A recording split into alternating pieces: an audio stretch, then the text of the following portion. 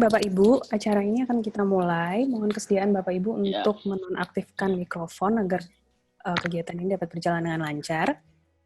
Kemudian, bagi yang mungkin belum menggunakan nama asli, nanti bisa mengganti untuk menggunakan nama aslinya sehingga lebih mudah buat kami untuk mengetahui nama Bapak Ibu ya. Oke. Yang terhormat, Wakil Rektor Universitas Ciputra, yang terhormat untuk narasumber, Bapak Ibu Dekan, Kaprodi, dan dosen di Universitas Ciputra, baik yang bergabung di Zoom maupun yang mengikuti live YouTube. Selamat pagi dan salam sejahtera bagi kita semua. Puji syukur hari ini kita dapat menyelenggarakan webinar praktik-praktik assessment di sistem pembelajaran Flipped Classroom. Nah, adapun rangkaian acara pada hari ini adalah sambutan dari Wakil Rektor Bidang Akademik Universitas Ciputra, penyampaian materi, dan juga sesi tanya-jawab. Dan untuk sambutan dari Wakil Rektor Bidang Akademik pada Bu Jenny, kami persilahkan. Baik, selamat pagi Bapak Ibu sekalian. Selamat pagi kepada Bapak Dr. Ridwan Daud Mahande. Saya berterima kasih untuk kesediaan Bapak menyiapkan waktu untuk membekali kami semua. Selamat datang, kalau diadakannya di Surabaya, biasanya selamat datang Surabaya, Pak. Ini selamat datang ke Surabaya via virtual. Ya, selamat datang dan terima kasih juga untuk Dr. Uwais and Anis Khairuman yang juga nanti siang akan membawakan materi mengenai implementasi Flipped Classroom di perguruan tinggi. Ya, jadi saya ucapkan juga selamat pagi dan juga selamat bergabung, selamat datang pada Bapak dan Ibu Dekan, Bapak Ibu Kaprodi, kemudian juga Bapak Ibu dosen-dosen, baik itu dosen tetap di Universitas Ciputra maupun juga dosen luar biasa yang selalu mensupport pembelajaran di Universitas Ciputra. Saya kelupaan tadi juga mengucapkan terima kasih pada Pak Antonius Tanan yang selalu mensupport proses pembelajaran kita walaupun tidak selalu muncul sehari-hari, tetapi sehari-hari terus mendampingi tim TLC kita. Saya juga mengucapkan banyak terima kasih untuk tim TLC yang berjuang terus di masa-masa seperti ini, mendampingi para dosen, membekali para dosen, dan juga Bapak Ibu dari departemen-departemen yang walaupun secara langsung memang tidak langsung ya berhadapan dengan proses pendidikan, tetapi melewat proses-proses tidak langsung, baik itu BAA, baik itu misalkan PMA, NNP, misalnya MNA, macam-macam yang lain-lain juga ICT, semuanya mensupport ya, baik itu juga PM, FA dan yang lainnya. Oke, Bapak Ibu, pada hari ini kita akan mengikuti seminar. Kita tahu bahwa pembelajaran daring ini adalah pembelajaran masa depan gitu ya. Ini akan menjadi pembelajaran masa depan. Tapi karena masa pandemi ini ditarik lebih cepat gitu. Ini menjadi pembelajaran yang harus segera kita kuasai untuk kita berikan dengan semaksimal mungkin. Karena itu kita semua memang perlu berbenah diri gitu ya. Kita perlu sekali punya tim online education yang kuat, menata rincian-rincian di dalamnya. Saya senang sekali bisa berkenalan dengan Pak Ridwan, ahli di teknologi pembelajaran. Saya pikir kita perlu sekali masukan-masukan itu. Nah, selain tim yang kuat untuk online education, saya pikir juga kita semua selaku dosen, termasuk saya, harus terus memperlengkapi diri. Gimana ini caranya? Tidak sekedar offline dijadikan online pakai Zoom gitu saja, tapi saya pikir akan banyak hal yang perlu ditata ulang, gitu ya, karena filosofinya berbeda. Kemudian hari ini juga secara khusus nanti kalau bikin assessment itu seperti apa gitu ya, ini menjadi kekhawatiran kita bagaimana membuat assessment yang efektif di pembelajaran yang online ini. Inovasi apa yang harus kita lakukan ya, ini menjadi pertanyaan buat kita semua. Baik Bapak Ibu, saya ucapkan selamat belajar bersama dan terima kasih sekali lagi untuk Bapak Ridwan dan Bapak Uwais yang akan mendampingi kita. Terima kasih. Selamat. Terima kasih Bu. Ya, terima kasih Prof. Jenny. Sebelum masuk ke pemaparan materi, saya ingin menginformasikan bahwa jika Bapak Ibu ingin mengajukan pertanyaan, silahkan menuliskannya di kolom chat, baik di Zoom maupun di YouTube. Nanti kami akan merangkumnya dan memilihnya untuk disampaikan pada saat sesi tanya jawab nanti. Oke, kita sekarang akan masuki pemaparan materi yang akan disampaikan oleh Bapak Dr. Ridwan Daud Mahande, Magister Pendidikan, dengan materi yaitu 7 prinsip asesmen daring yang efektif. Sebelumnya mungkin saya perkenalkan sedikit, memberikan perkenalan. Saat ini Bapak Ridwan merupakan salah satu tim pengembangan LPKGI, itu Lembaga Pengembangan Kompetensi Guru Indonesia, serta menjadi salah satu instruktur untuk online learning dan reference management in publication. Kemudian juga beliau memiliki minat pada bidang teknologi, in vocational education, e-learning, m-learning, dan multimedia learning yang juga menjadi fokus beliau saat menempuh pendidikan magister dan doktoralnya. Baik, pada Bapak Ridwan, saya persilahkan untuk menyampaikan materinya.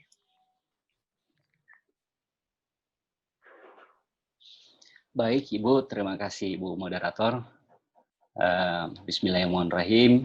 Assalamualaikum warahmatullahi wabarakatuh. Selamat pagi dan salam sejahtera untuk kita semua. Yang terhormat, Ibu Rektor, Wakil Rektor 4 ya, mudah-mudahan saya nggak salah, Ibu Jenny, ya, yang terhormat Bapak Luki, selaku Teaching and Learning Center, saya mohon maaf Pak, jika salah sebut dalam lembaganya, dan teman-teman, ya, yang saya hormati Bapak Dekan di berbagai departemen di Universitas Ciputra, Bapak Ibu dosen yang saya banggakan. Baik, pada pagi ini sesuai dengan request-nya Bapak kemarin setelah kita technical meeting, saya coba akan membahas sedikit tentang prinsip-prinsip asesmen online learning. Tapi sebelumnya karena judulnya di sini Flipped Classroom, coba saya singgung sedikit Flipped Classroom, kemudian nanti pindah ke 7 prinsip asesmen daring. Mohon maaf, sebelum saya mulai, jelas suara saya, Ibu? Ya, kasih.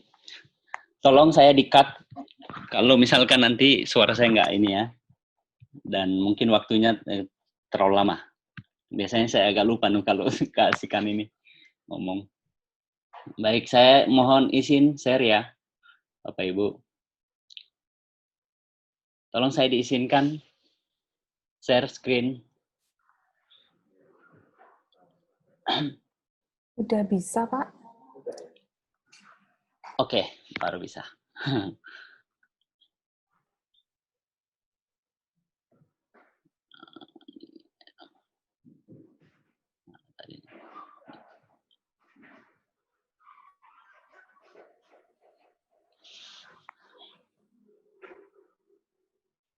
Coba ya. Saya nggak perlu perkenalan karena mungkin tadi sudah dikenalkan ya. Saya langsung saja biar menghemat waktu. Baik Bapak Ibu, sebelum kita masuk ke 7 prinsip asesmen, kalau kita membahas tentang Flipped Classroom, sebenarnya sumber utama dari materi Flipped Classroom itu ada pada buku ini, Blended Learning Disruptive Innovations. Itu nanti Bapak Ibu kalau misalkan ada yang mau meneliti secara lanjut model-model tentang blended learning, itu bisa diakses bukunya. Tapi saya akan fokus kepada Flipped Classroom yang merupakan bagian dari rotation model. Ya.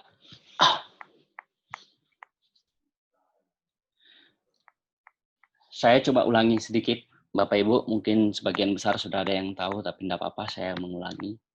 Flipped Classroom ini adalah pembelajaran di mana kalau istilah kita adalah kelas terbalik ya. Kalau selama ini mungkin dalam proses pembelajaran tradisional, guru ketika di kelas menyampaikan materi, ya, menyampaikan instruksi-instruksi, materi pembelajaran, kemudian berdiskusi kelompok, kemudian nanti di rumah itu mengerjakan tugas, ya, dan lain-lain. Maka dalam Flipped Classroom itu dibalik.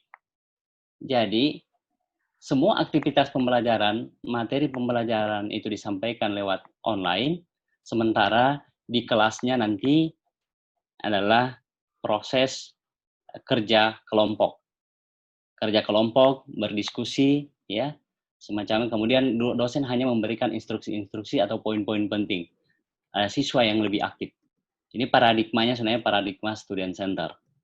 Jadi dosen yang tadinya mungkin lebih banyak ceramah, sekarang dosen diminimalisir ceramahnya, lebih banyak mahasiswanya yang bekerja. Itu yang disebut dengan inti dari flipped classroom.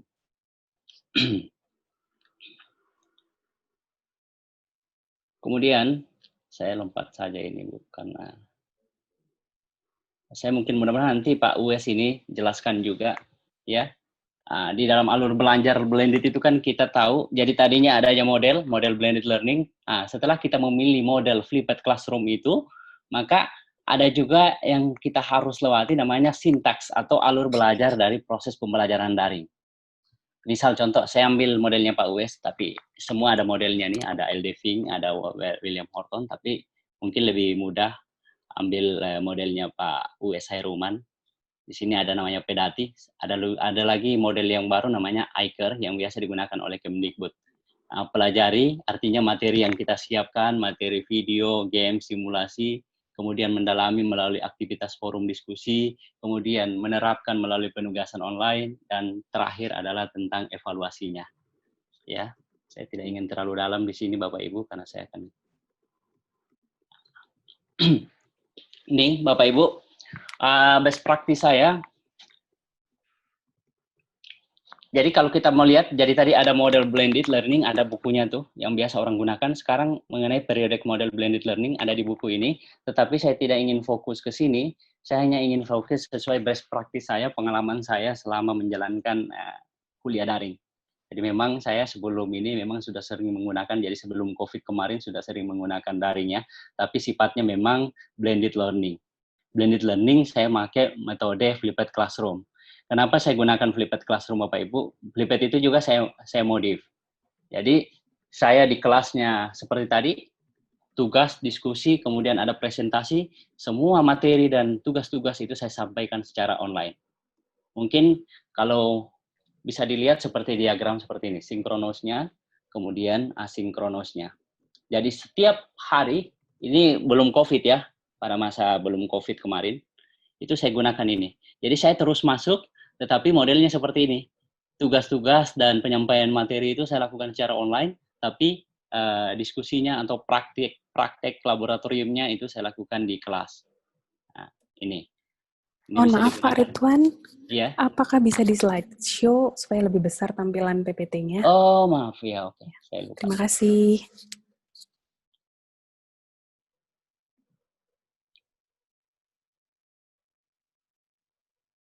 Nih, kenapa saya gunakan begini Bu? Ini kita berbicara sebelum COVID dulu ya, nanti setelah COVID. Kenapa saya gunakan ini? Karena memang aturan, saya nggak tahu kalau di Ciputra apa sudah buat aturan, karena aturan Kemdikbud, ketika pembelajaran misalnya 50% online dan 50% face to face, itu harus ada izin senat atau rektor yang membuat izinnya. Tapi 50% ke bawah, ya, 50% ke bawah itu bisa dilakukan dalam mata kuliah daring. Maksudnya personnya per dosen.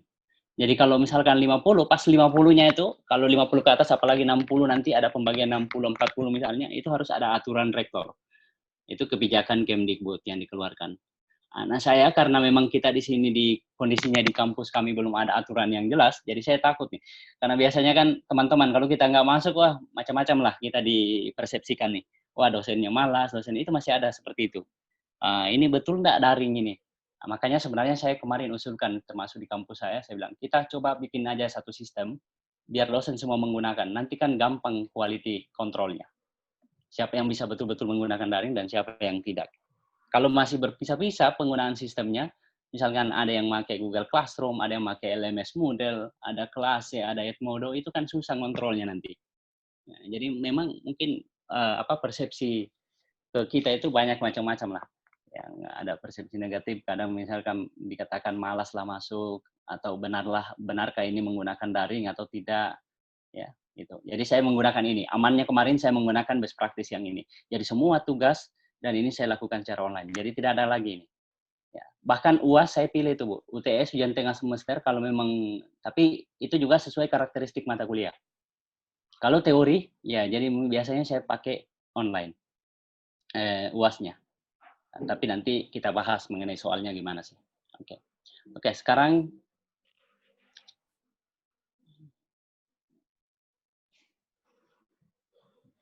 nih, saya coba bikin kelas Philippet Classroom contoh 2.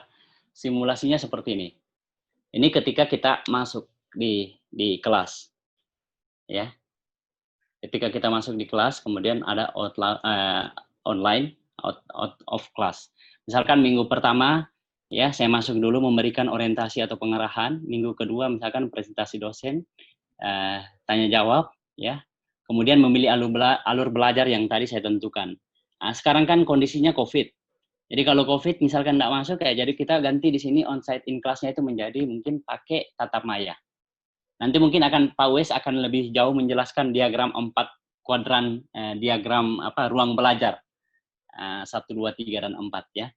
Nah, jadi nanti di sini karena sekarang COVID kita pakai tatap maya. Ya, tatap virtual. Ya, online ya tetap berjalan sedemikian rupa. Jadi asinkronos ya. Ini diagramnya, Bapak Ibu. Saya atur gini pembagiannya, proporsinya. Misalkan 50-50 saya atur seperti ini. Ya. Nah, jadi nanti Bapak Ibu juga kalau di Ciputra saya dengar itu sudah dibagi ya, kalau nggak salah 60-40 ya, jadi bisa dibikin dibagi misalnya antara face to face-nya dan online-nya. Tapi karena kondisi COVID ya jadinya online itu kita ganti aja jadi tatap muka kita ganti virtual. Tapi nggak selamanya juga tatap maya nanti. Biasanya kan kalau tatap maya terus saya kasihan juga mahasiswa yang nanti kuotanya habis. Jadi kita lebih banyak kepada asinkronosnya, lebih banyak diskusi, ya, tugas, refleksi, dan seperti itu. Kira ini nanti saya akan ini.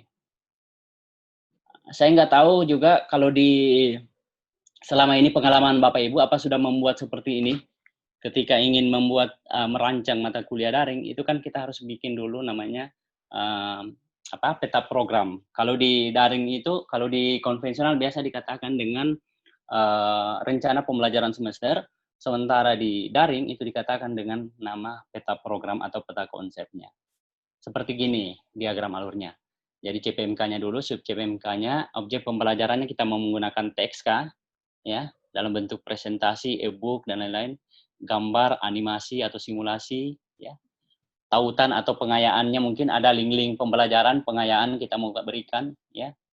Kemudian masuk ke alur belajarnya. Bagaimana cara mahasiswa tersebut belajar? Mungkin akses materi dulu, kemudian kita bikin diskusi, kemudian bikin tugas, ya, kemudian evaluasi. Jadi semua ini harus ada di dalam mata kuliah kita. Jadi jangan hanya materi aja dan tugas, ya. Harus ditambahkan dengan forum diskusi, ya, games, gitu. Kemudian nanti media teknologinya sinkron. Kalau sinkron misalkan tatap maya, ya, virtual langsung. Kita milih pakai apa teknologinya, misalnya pakai Zoom atau pakai Webex atau pakai Google Meet. Asinkron kita pakai apa forum diskusinya?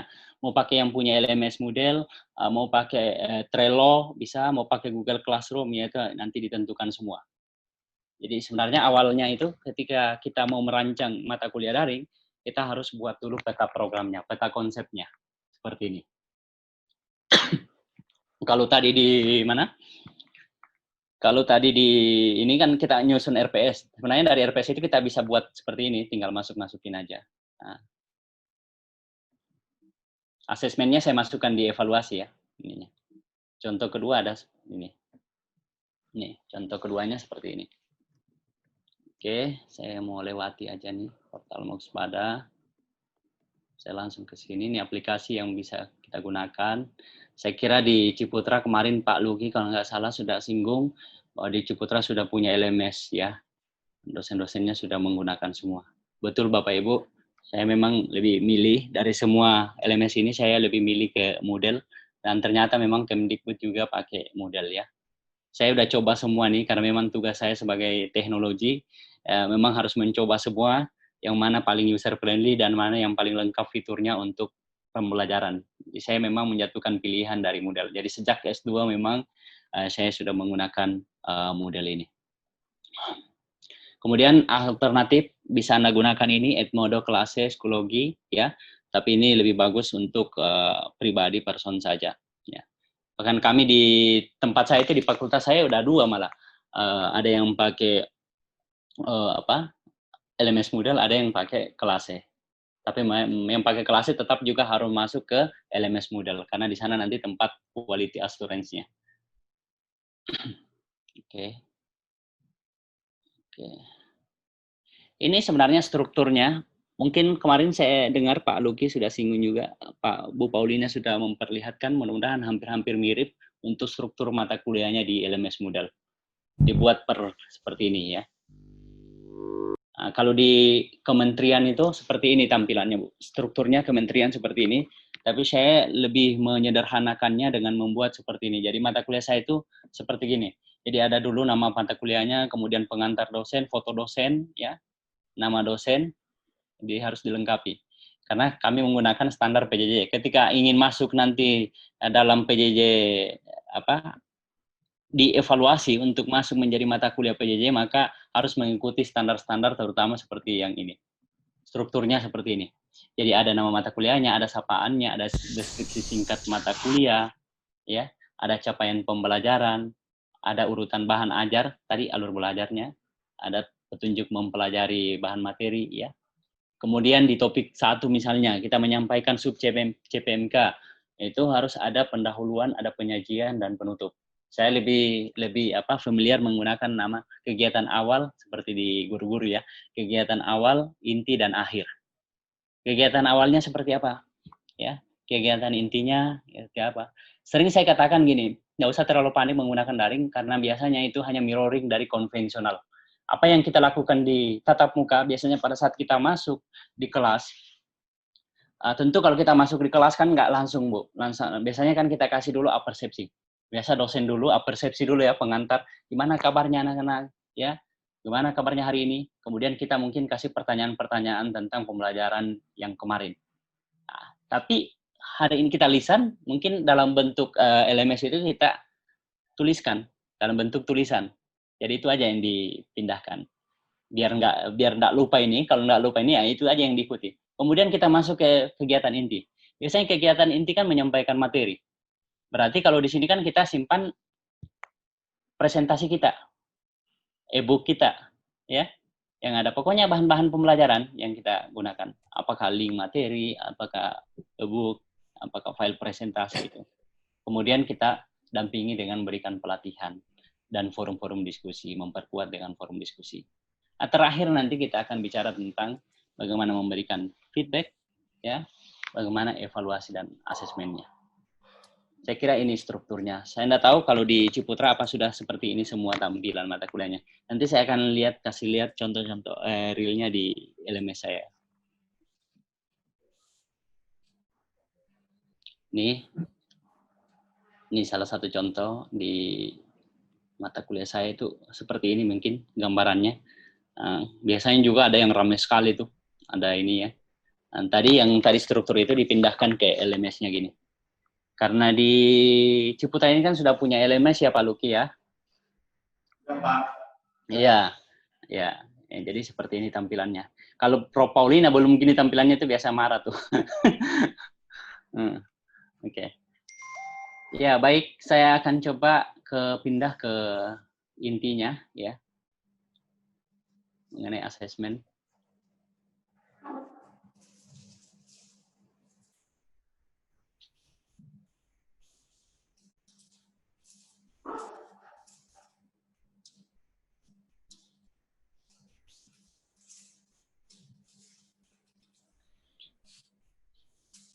Apa nih lama buka.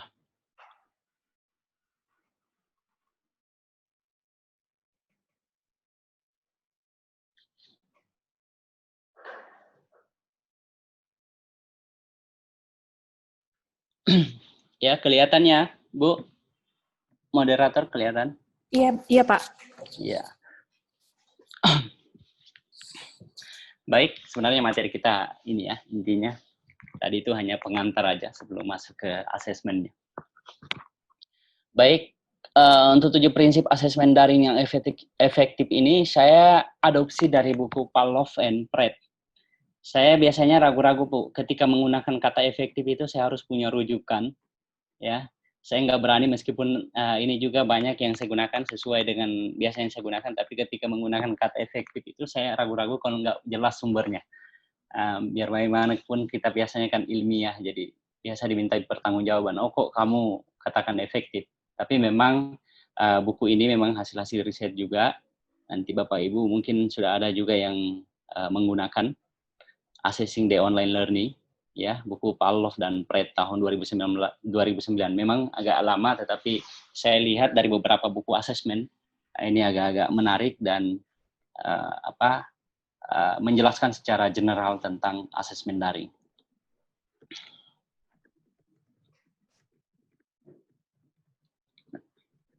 Oke, sebelum saya mulai, mungkin bisa bisa saya dibantu dulu untuk survei-survei awal ya. Boleh akses menti.com. Boleh minta ininya, waktunya untuk membuka menti.com. Pak Ridwan, bisa share materi ini ya, Pak? Iya, halo? Pak Ridwan bisa share materi PPT-nya, Pak? Bisa, Bu. Bisa, Pak. Bisa. Iya. Oke. Boleh saya dibantu untuk mengisi ini? Tolong diakses menti.com.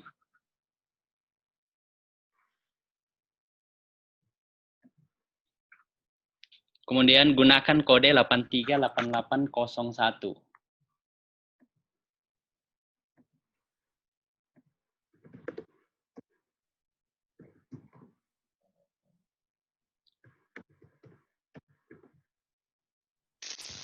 Kodenya tidak bisa, Pak. Kode Ya? could not be found. Kodenya ya, udah bisa ya? Masih belum found. Oh, Betul. berganti nih kodenya, sorry. Oke. Kemarin saya lupa nih, ya. Tolong ya, tunggu ya. Oh, yang itu ya, Pak ya. Yang Ya, 18 ya. Iya, tunggu ya. Kelihatan nggak dari situ, Pak, kodenya? 1899. Iya, sorry. Iya. Kelihatan Pak. Iya, 189966 ya. Yes. Ada 3 pertanyaan tuh di situ, Pak. Di next aja kalau ini.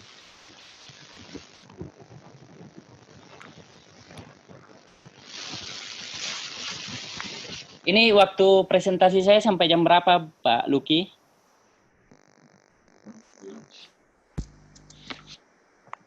Halo? Halo? Halo, Pak. Waktu saya diberikan untuk presentasi sampai jam berapa, Bu?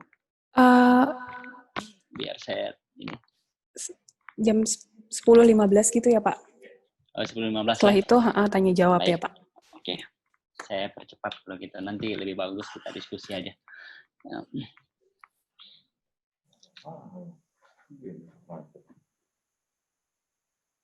Jawabnya nggak ada.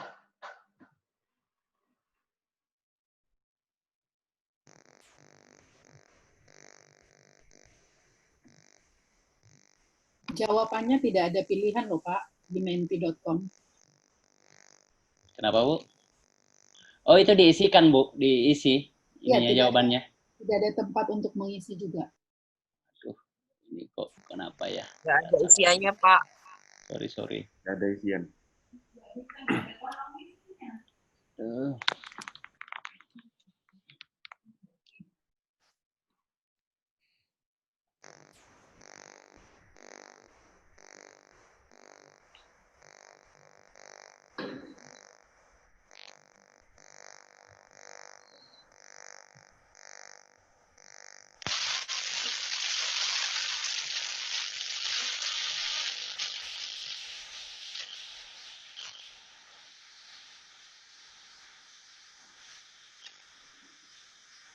Sorry, Pak ya. Ini baru bikin tadi nih. Apa, Pak? Oke, udah ada ya. Coba.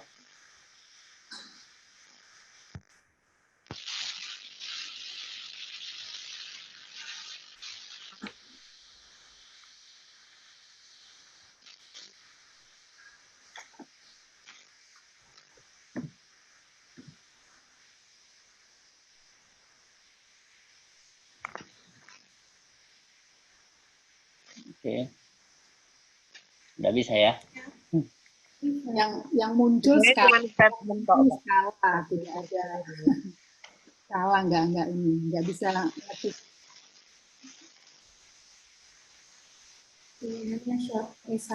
Harusnya itu kali Pak, yang Word itu loh. Saya ganti aja pakai Word aja ya. Nah, ya. Nah, yang itu yang Word.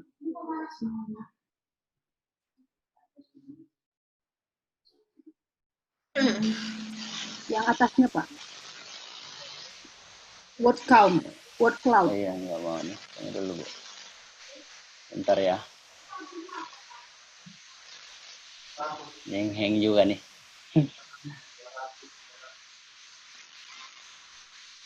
Saya biasa pakai ini sih, cuman Ya, word cloud Pak, word cloud yang kanannya harusnya. iya, nggak mau nih. Oh, nggak mau. Tahu ini aja. Ini tapi sudah ada yang jawab ya? Ya, tapi skala tidak menjelaskan apa-apa. Iya, biasanya, aduh, kok nggak mau ini. Atau saya lewat aja dulu ya, nanti sambil ini saya buat kalau ini. Untuk pertanyaan. Ini saya mau tahu.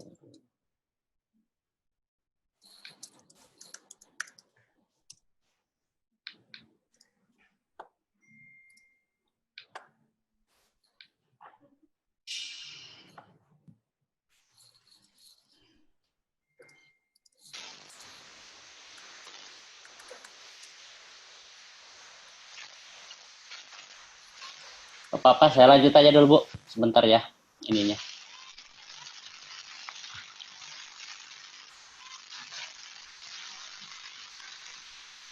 Saya lanjut aja dulu. Ya.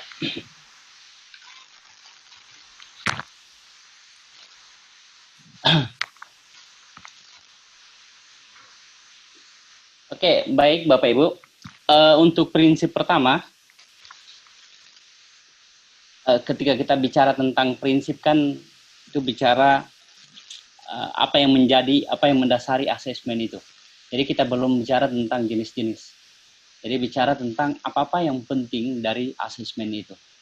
Ya, yang pertama dalam bukunya Pavlov itu dan Pratt itu dijelaskan tentang learner centered assessment.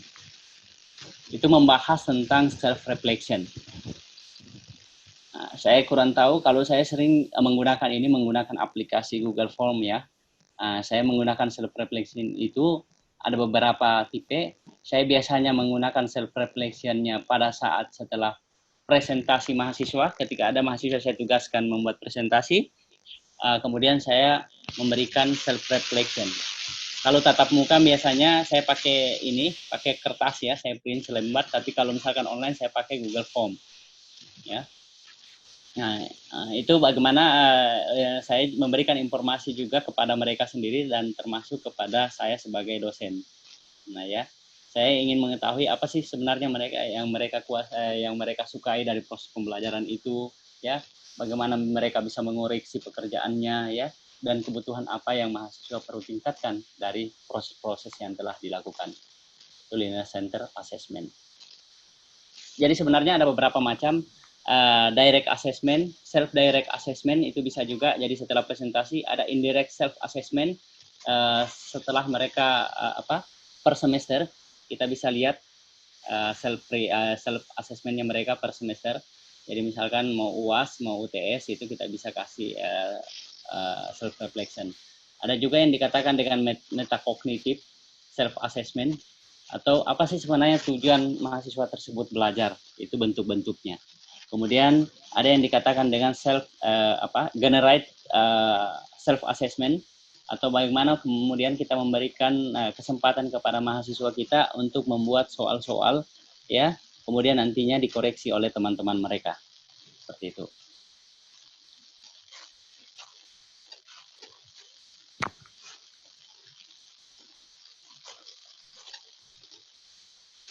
Ya. Ada beberapa tipe self reflection selain tadi yang saya sebutkan jenis-jenisnya. Ketika kita implementasikan ada beberapa kalimat-kalimat. Saya tidak apa-apa ini share sedikit Bapak Ibu. Ya. Ada yang dikatakan dengan istilah 1 minute paper, ya. Saya sengaja berikan kalimatnya nih. biar mungkin nanti ada yang bisa kembangkan.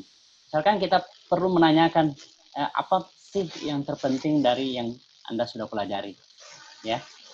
Kemudian pertanyaan apa yang masih belum terjawab. Seperti itu mungkin pertanyaan-pertanyaan self-reflection yang mesti kita berikan kepada mahasiswa kita, ya.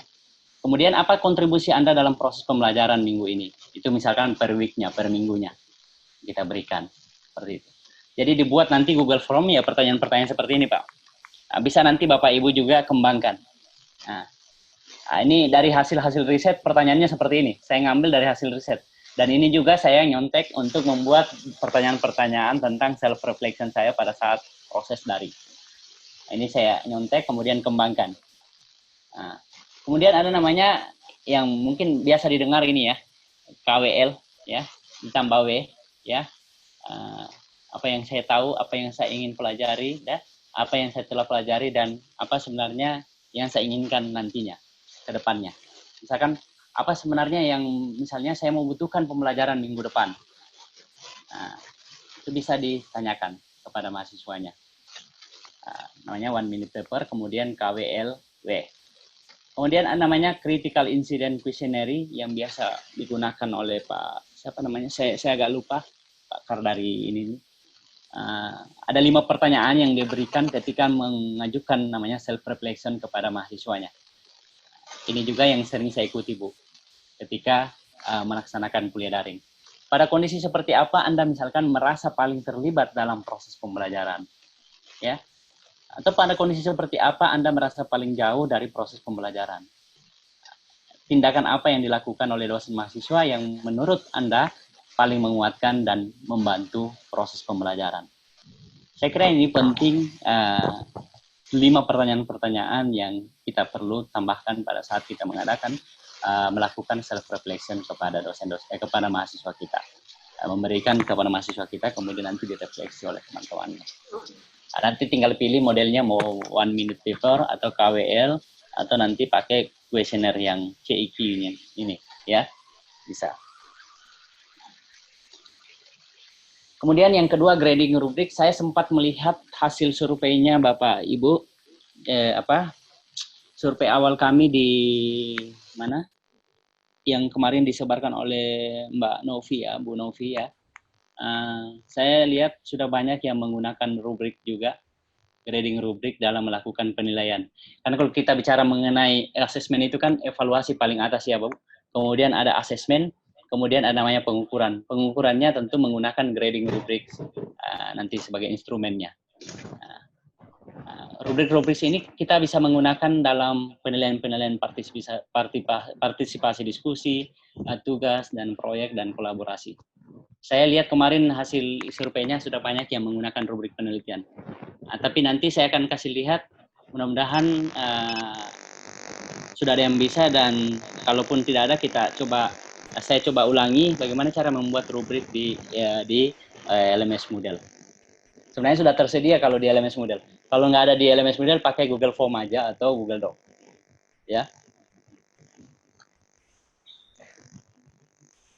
Nah, ini grading rubrik saya kurang tahu, nanti kita diskusi aja.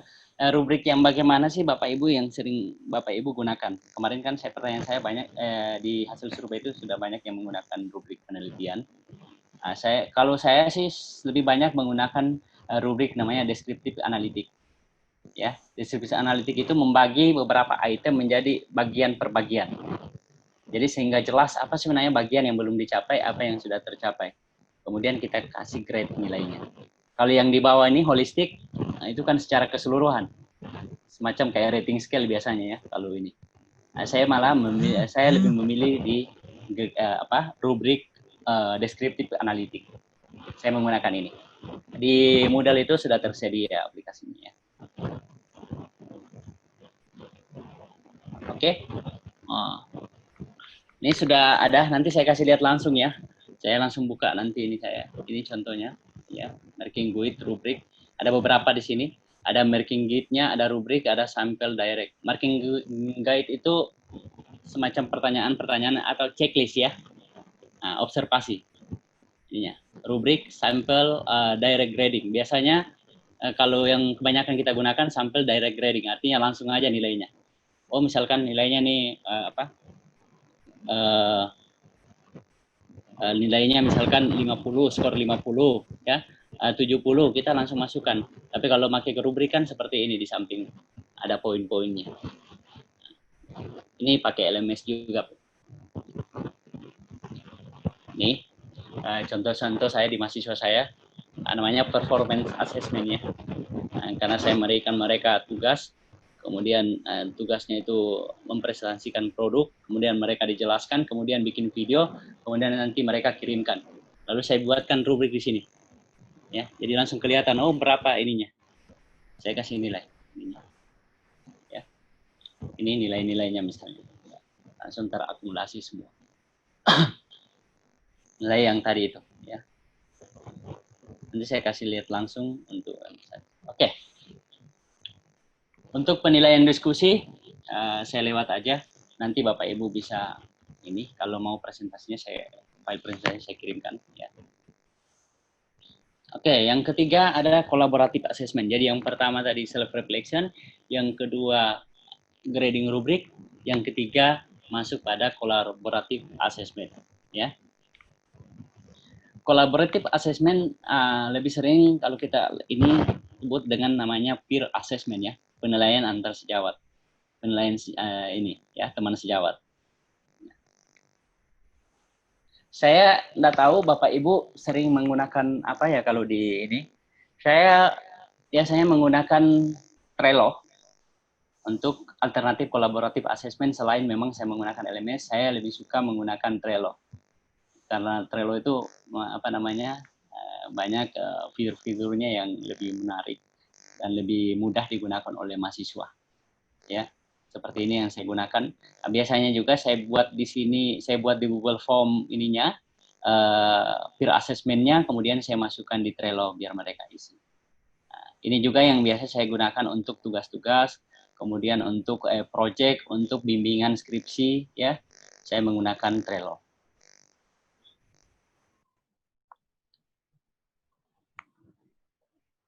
Ini ada pertanyaan-pertanyaan tentang self-assessment dan peer assessment. Kolomnya mungkin bisa digunakan seperti ini. Dalam implementasinya nanti, Bapak Ibu bisa bikin rubrik seperti ini.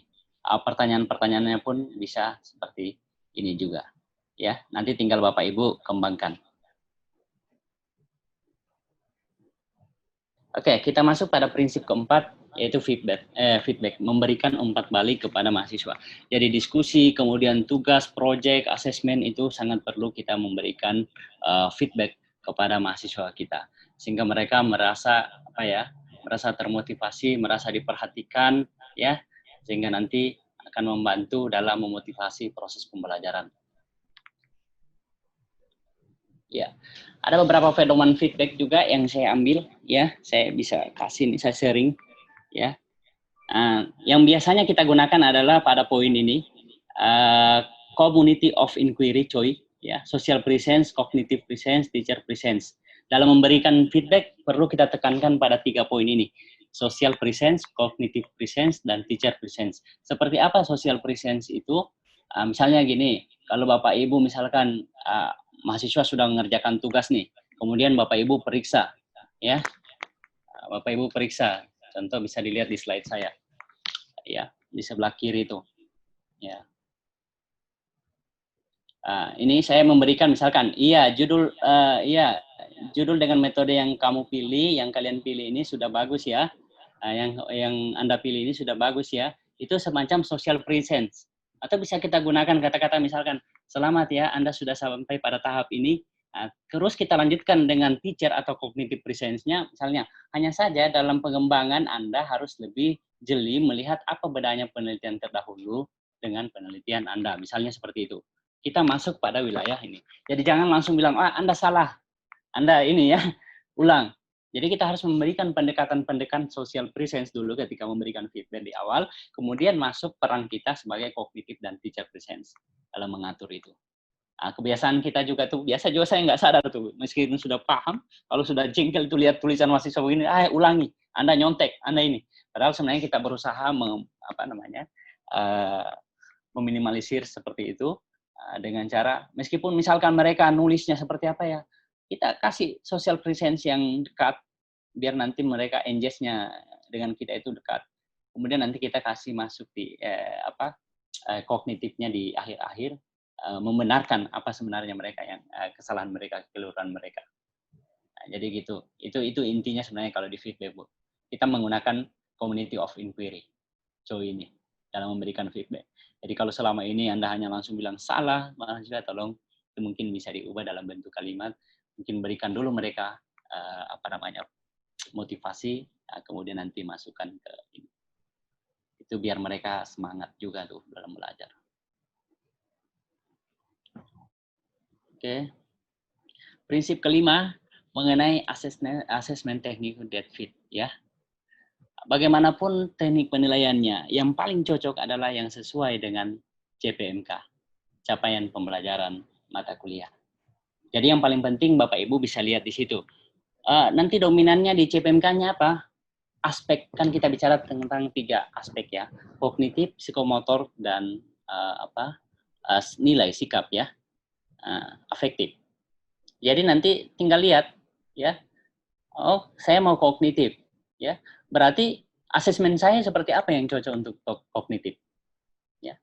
Saya lebih dominannya di CP itu ke keterampilan. Berarti yang asesmennya yang paling cocok seperti apa ya. Nah, begitu juga dengan sikap. Nah, semua kita harus sesuaikan dengan CPMK. Jangan sampai sub CPMK-nya lain, asesmennya juga, metode asesmennya juga nanti itu berbeda. Itu kan kebingungan. Makanya di dalam daring itu tadi yang struktur konten itu sudah dijelaskan dari awal, memang ditampilkan apa sebenarnya sub CPMK-nya, capaian pembelajaran mata kuliahnya. Di alur belajar ketika kita membuat peta program itu sudah jelas apa CPMK-nya, bagaimana nanti metode asesmennya. Jadi asesmen yang baik adalah yang sesuai dengan capaian pembelajaran mata kuliah.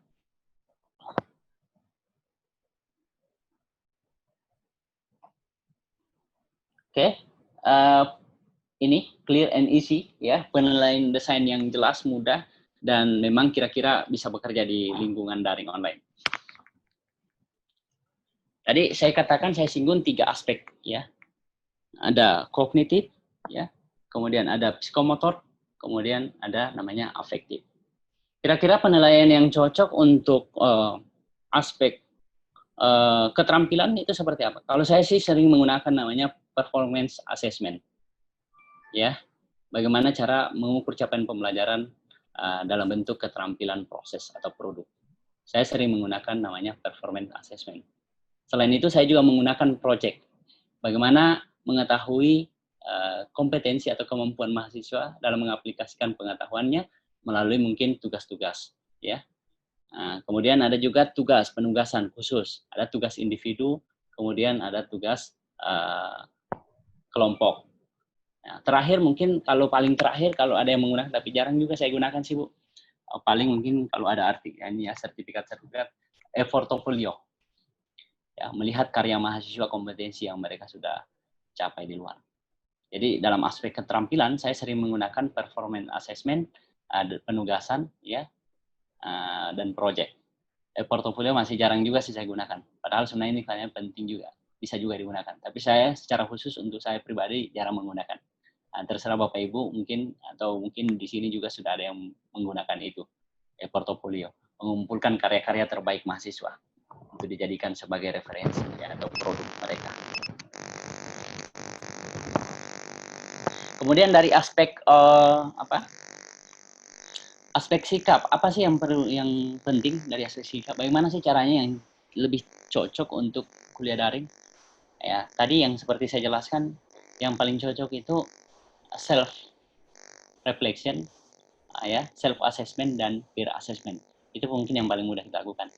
Bisa juga dilakukan oleh melalui observasi oleh dosennya sendiri, baik itu dalam mereka melakukan feedback, umpan balik, kemudian tatap maya, presentasi, ya, itu bisa kita lihat. Kemudian ada juga bisa dilakukan oleh dosen penasihat akademik. Nggak tahu apa namanya kalau di ini ya, di Ciputra saya nggak ini. Kalau penasihat akademik sama juga. Itu bisa dilakukan penasihat akademik melalui mungkin dalam bentuk laporan-laporan, mungkin bisa per semester atau per ini. Bisa. Itu dari sisi aspek sikap. Tapi paling sering saya gunakan adalah self-reflection dan peer assessment. Selain juga saya memang butuh observasi, pakai observasi dosen. Saya melihat, mengamati, ya. Kalau kemarin kan mungkin COVID itu saya sempat masuk, Bapak Ibu, mungkin 3 kali pertemuan, 4 kali, kemudian masuk COVID. Nanti kita ini akan dijemput dengan betul-betul mungkin daring ya. Kuliah daring, fully daring. Ya, mulai semester ini. Nah, itu bisa kita amati dari cara mereka mungkin forum diskusi, kemudian mereka presentasi, kita tatap maya ya. Saya kira memang agak sulit Bu, nggak sama jika kita mau samakan dengan ini, tapi ya sekarang ini mungkin ya susah juga kita mau dalam kondisi ideal ya. Tapi paling tidak itu sudah bisa kita mengakomodir dari 3 aspek tadi. Kemudian mengenai keterampilan, pengetahuan ya, dari aspek kognitif. Itu biasanya kita bisa menggunakan ujian tulis dalam bentuk pilihan ganda, tapi kan kalau kita di kampus universitas ini paling ya hanya kuis-kuis saja itu yang menggunakan pilihan ganda multiple choice ya. Kebanyakan kita esai uraian. Ya. Kemarin banyak teman-teman yang bilang, "Pak, gimana nih kalau nyontek? Gimana nih kalau ini teman nyontek?" Ya, saya kasih jawaban. Saya bilang, yang pertama saya lakukan adalah membuat instruksi-instruksi dulu, pengarahan dulu. Ya, membuat kontrak dulu dengan mahasiswanya. Kemudian yang kedua, saya bikin level soal, ya. Level soalnya itu mungkin ya, kalau level soal kita perguruan tinggi kan sudah tahapan ya. Kalau kita bicara C6 itu 456. Jadi harusnya soalnya itu lebih ke self personalnya. Jadi kalau masih bikin soal apa pengertian ini, apa maksudnya pasti nyontek lah. Ya. Tapi kalau sudah bikin soal-soal high order thinking yang masuk ke wilayah mereka atau personal mereka, misalkan menurut Anda ya, seperti itu. Itu saya kira agak sulit juga nyontek. Tapi tetap perhatikan ini juga. Soalnya jangan sampai kita harus selalu cross check dengan Google, Om Google. Kalau kita bikin soal itu, coba sekali-sekali cross check dengan Google. Ada enggak ini pertanyaan saya di Google? Kalau ada terlalu menyanyi ya rubah lagi pertanyaannya. Biasanya gitu tuh mahasiswa, karena mahasiswa zaman sekarang ini, zaman now ini ya, kalau sekarang ini kan kalau ada soal langsung lihat Google. Ya. Kalau zaman dulu tuh ini dapat soal lihat buku. Kalau sekarang lihat Om Google kemudian ambil buku baru tanya teman. Kalau dulu kita lihat buku, kalau nggak ngerti ya tanya teman, baru kerja soal. Jadi agak berbeda memang tipe-tipe milenial sekarang ya. Jadi memang kita harus lebih di depan lagi, cara mereka itu kita harus kenali. Ya. Jadi memang soal-soal esai saya itu udah high order ya. Kalau memang itu mata kuliah teori, tapi kalau untuk keterampilan atau vokasi ya, keteknikan atau ini, kita buat produk aja lah, project, lebih banyak project. Saya karena teknik juga ada teori ya, saya gabungkan tuh. Lebih banyak ujian-ujiannya membuat produk aja. Jadi bukan dalam bentuk esai. Kemudian setelah ujian tulis, kita bisa konfirmasi melalui ujian lisan, ya, interview. Bagaimana caranya kalau daring? Ya, kita bisa interview, mungkin kan bisa diskusi, kemudian atau bisa pakai tatap maya. Mereka misalkan presentasi, kita bisa tanya-tanya, ya. Nah, itu. Kemudian bisa menggunakan tadi juga portofolio, ya, itu, dan project. Saya kira itu. Untuk prinsip 7 saya kira hampir sama dengan mahasiswa, dengan yang prinsip pertama tadi, self-reflection, tapi ini agak berbeda. Kita harus sering meminta masukan juga ya ke mahasiswa, bagaimana baiknya penilaian yang dilakukan. Biasanya kalau kita sudah jelaskan di kontrak perkuliahan sebelum masuk proses pembelajaran. Tapi inti dari semua ini tadi adalah memberikan dulu di awal, sebelum Anda membuat ini, tentu harus ada kontrak-kontrak perkuliahan, kontrak penilaian, ya. Kemudian nanti mahasiswa bisa kasih input-input. Ataupun misalkan kita sudah melakukan penilaian, tidak apa-apa kita kasih ini, buatkan misalkan kuesioner, ya, gimana sih penilaian saya tentang mata kuliah ini. Kita buat item-itemnya. Nah, sambil kita juga mengoreksi. Jangan sampai juga mungkin soal kita terlalu sulit, ya, dipahami, ya. Kita harus mengoreksi. Jangan, saya malah biasa nggak berhasil juga tuh. Saya juga buka, tapi kalau terlalu tinggi juga, ya saya juga harus koreksi juga soal saya. Terlalu rendah juga, saya harus koreksi juga soal saya. Ya. Jangan sampai nilai mereka bukan sepenuhnya dari mereka, tapi mungkin juga dari kita sebagai dosennya.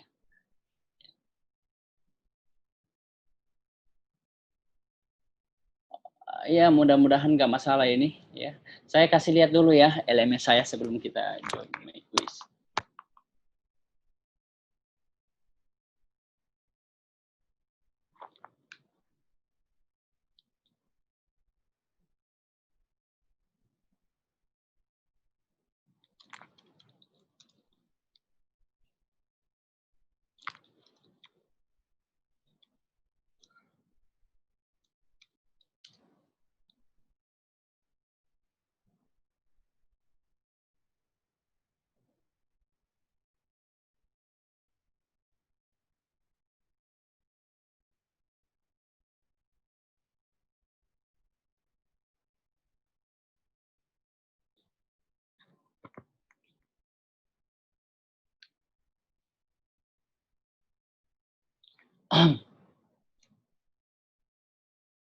Jadi saya punya dua LMS, ya. Saya gabung satu universitas dan satu saya punya sendiri, tapi gratisannya dari LMS Moodle.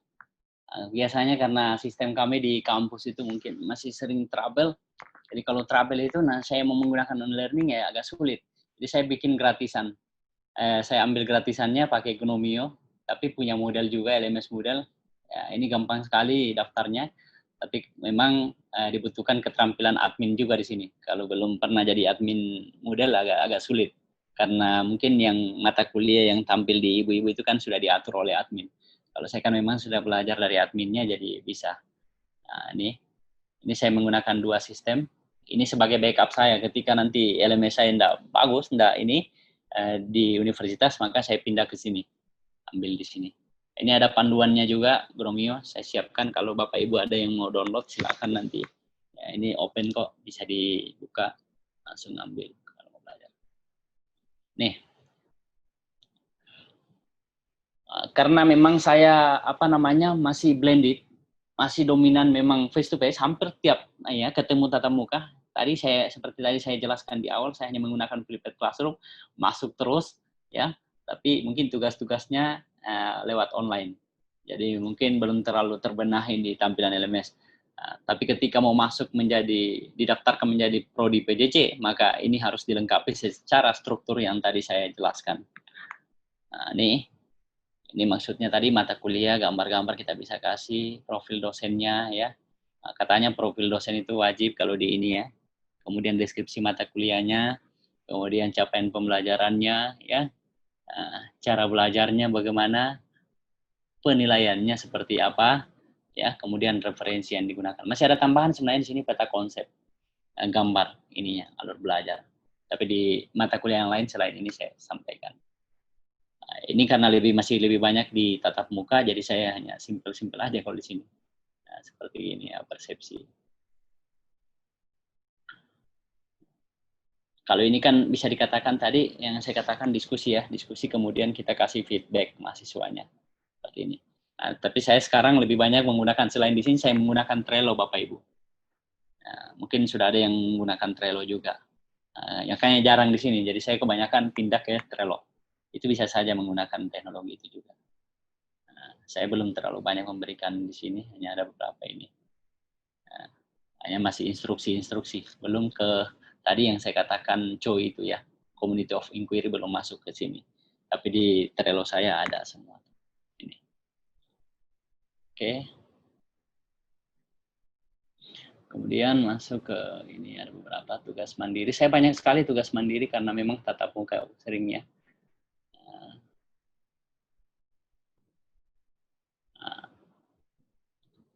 Untuk critical review, ya, ini saya gunakan ini, misalkan ada review buku tugas mandirinya, Kalimat-kalimat seperti ini juga mungkin bagaimana Bapak Ibu kalau Anda menugaskan mahasiswanya untuk critical review ya seperti apa ya? Apakah langsung kesimpulan saja atau ada pertanyaan-pertanyaan lain? Saya kira pertanyaan-pertanyaan tentang review buku itu juga perlu kita lihat agar lebih dalam kajian asesmen ininya. Ya, jangan cuma satu. Nah, ini nanti ketika Anda bikin bisa menggunakan rubrik, bisa juga tidak. Kalau mau tadi penilaian langsung saja, ya cantumkan seperti ini. Tapi kalau nggak penilaian langsung, ya bisa bikinkan rubrik dengan mungkin modifikasi pertanyaan-pertanyaan seperti ini, masukkan di dalam rubrik penelitiannya. Ya, misalkan kesimpulan utama, ya memenuhi, kemudian dibagi juga berapa bagian, 4 bagian misalkan kesimpulan. Artikel ini pada wawasan Anda, dibagi lagi beberapa 4 bagian pertanyaan. Itu bisa masukkan rubrik. Ya. Ada lagi, mandiri. Ini Bu tugas ini UAS saya. Saya kasih lihat dulu pembuatan rubrik ya, baru saya masuk ke UAS.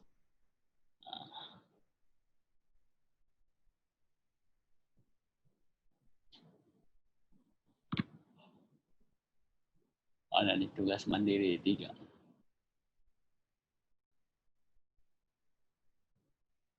Ada kemarin tuh bikin video. Nih.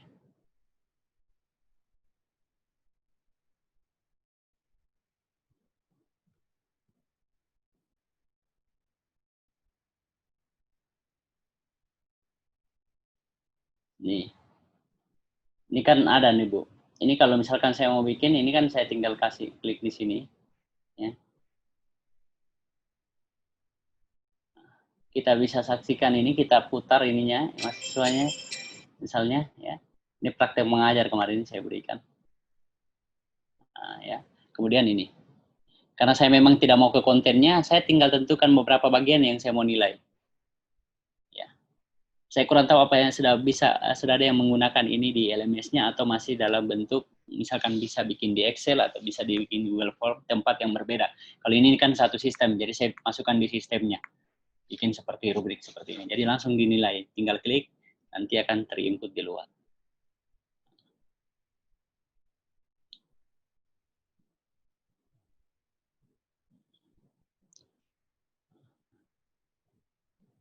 Nah, ini ada beberapa bagian juga. Jadi kalau kita menilai itu langsung masuk, nanti terakomodir. Ini banyak yang belum. Kalau kelompok saya pakai Excel, Pak. Ininya. Saya belum bikin per kelompok di LMS-nya, jadi ini grade totalnya. Nanti kita tinggal bagi, kemudian kali 100%. Berapa skor maksimal dengan ini, skor yang didapatkan diperoleh dengan bagi dengan skor maksimal, kemudian dikali 100%, nanti dapatlah poinnya. Ya. Kalau mengenai sikap, kita sudah atur memang dari awal ya. Ininya. Pokoknya diatur memang dulu presentasinya, kemudian nanti dengan mudah kita akan mengklasifikasi misalkan tugas sekian, ujian sekian, ya kita bisa presentasikan. Ini bisa juga diimpor ke dalam bentuk ini kita Pak, di download kemudian masuk dalam bentuk format Excel.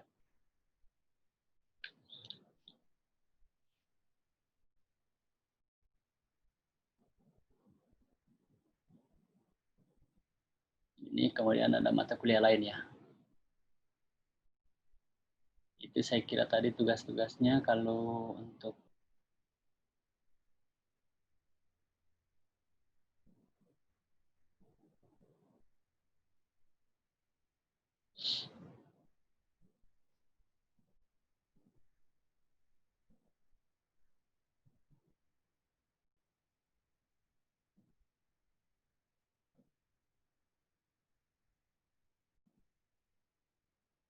ini kalau media pembelajaran, tugas-tugas lagi-lagi tugas-tugas Bu, karena kemarin memang masih banyak tetap muka ya. Nanti mungkin semester ini agak berbeda ke depan karena memang fully yang di sini, jadi mungkin akan banyak sekali forum diskusi ya, project, pokoknya dikombinasi lah. Ininya. Ada beberapa forum diskusi.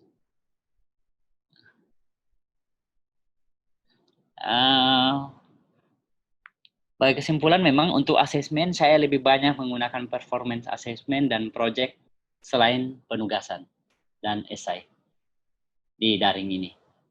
Karena saya memang orang teknik, jadi untuk aspek keterampilan mungkin lebih agak dominan, jadi memang saya menggunakan performance assessment. Karena yang paling cocok untuk penilaian keterampilan itu adalah performance assessment. Nanti dibantu dengan self dan peer assessment. Ya. Meskipun demikian, saya juga tetap menggunakan esai di sini, ya, kolaborasi, feedback, ya, diskusi, dan esai. Jadi struktur-struktur seperti begini nanti tolong ini kalau ini mungkin ada yang belum bikin begini di LMS-nya itu wajib perlu dikasih gini Bapak Ibu. Nah, tadi sebenarnya di tiap topik itu harus lengkap, ada persepsinya, kemudian ada intinya dan ada akhirnya. Itu kalau memang nanti ada cita-cita Ciputra untuk menjadi membuka program studi PJJ. Itu harus lengkap misalkan tiap topiknya ini. Tapi kalau hanya untuk personal dosen itu bisa gini aja, tidak apa-apa. Tapi ketika ingin masuk dalam prodi PJJ, nanti kan di asesmen semua tuh. Di asesmen bagaimana mata kuliahnya itu wajib tadi memenuhi tadi struktur konten yang saya jelaskan di awal. Ya. Kenapa saya tidak bikin ini? Karena memang belum ini ya. Karena kita masih lebih banyak di face to face sih.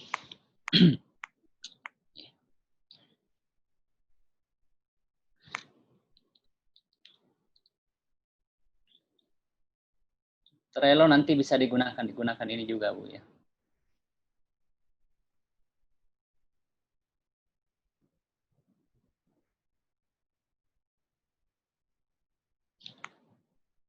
Ini tinggal 5 menit ya.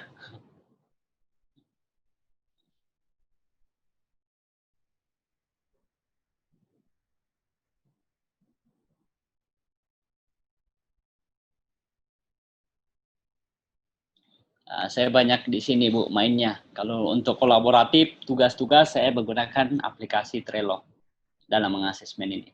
Ya, ini tadi yang saya gunakan. Intinya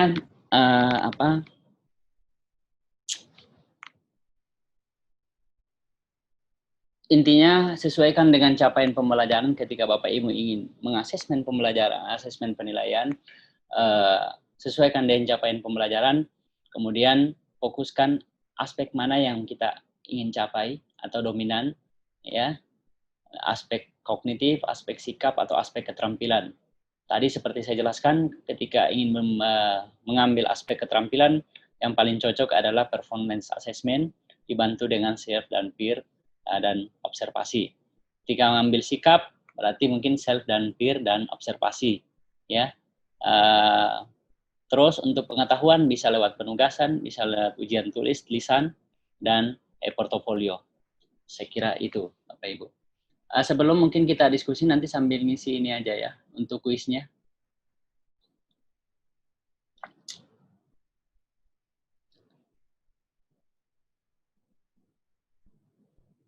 Tadi ini saya buka semua sudah terakhir.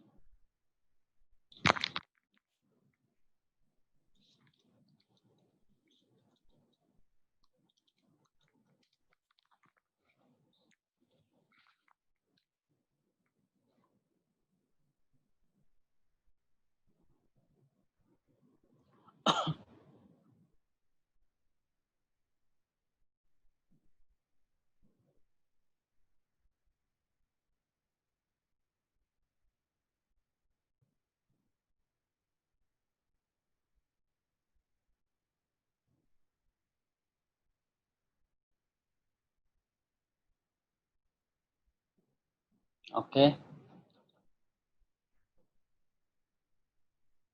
Oke, Bapak Ibu, kita kuis dulu sebelum ini ya.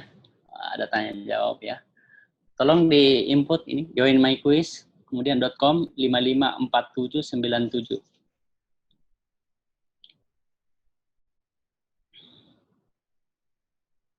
Nanti yang belum ini punya akun pakai akun Gmail aja ya ini.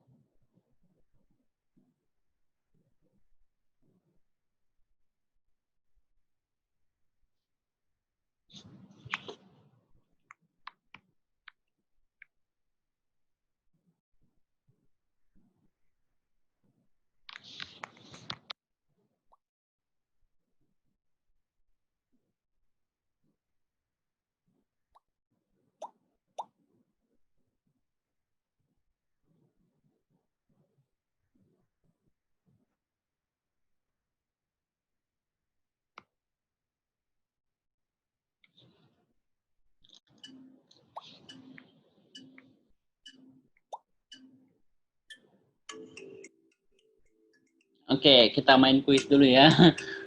Silakan dijawab Bapak Ibu. Saya lupa hilangkan musiknya tadi. Oke.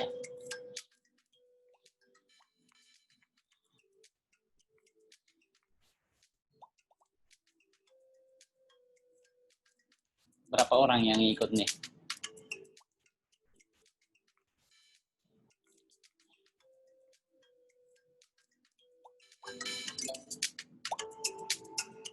Oke.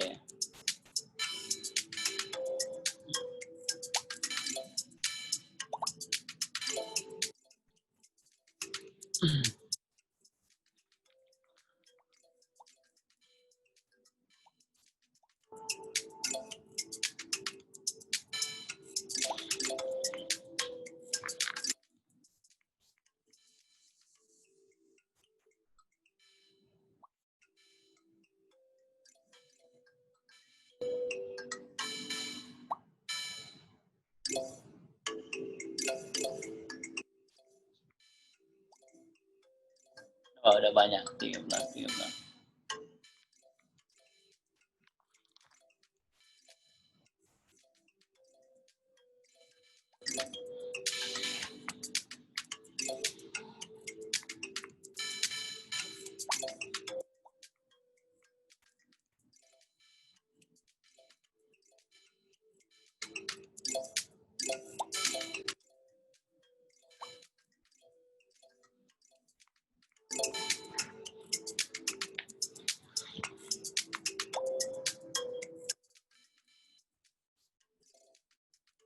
Masih ada ya?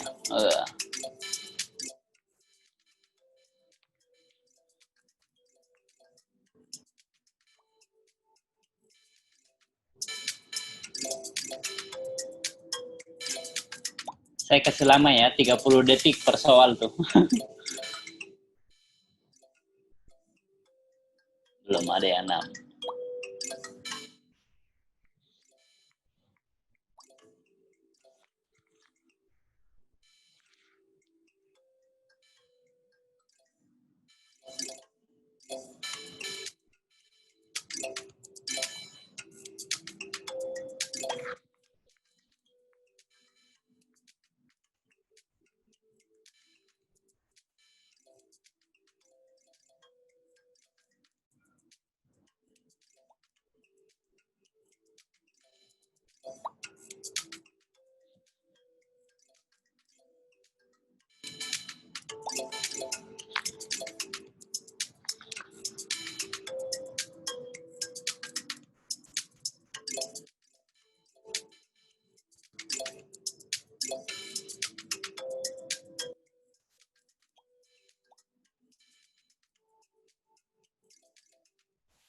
Banyak ya yang belum.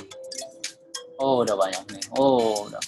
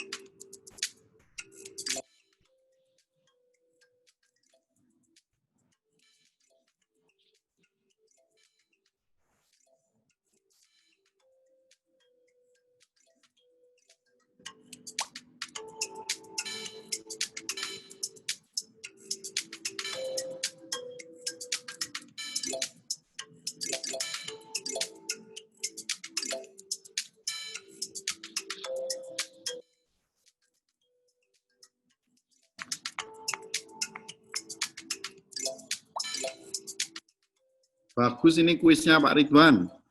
Ya. Bagus sekali kuisnya.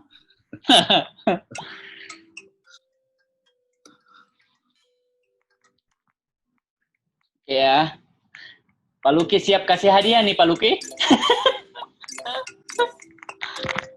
Iya nih Pak Luki. Nilaiku jelek Pak Luki. Berarti kasih hadiah aja nih yang pemenang Pak Yogi.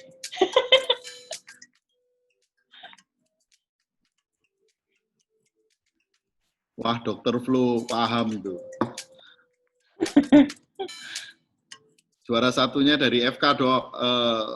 Florence ya? Iya. Bu Florence, wah mantap nih. Iya. Siapkan hadiah nih Pak. Ini nggak main-main, pertanyaannya susah. Hebat nih Bu Florence. Kayaknya dia tanya Mbah Google, Pak, tadi, Pak. 30 detik sih waktunya memang satu soal tuh. Bisa di ini maunya, harusnya 10 menit ya. 10 detik ya. Hebat.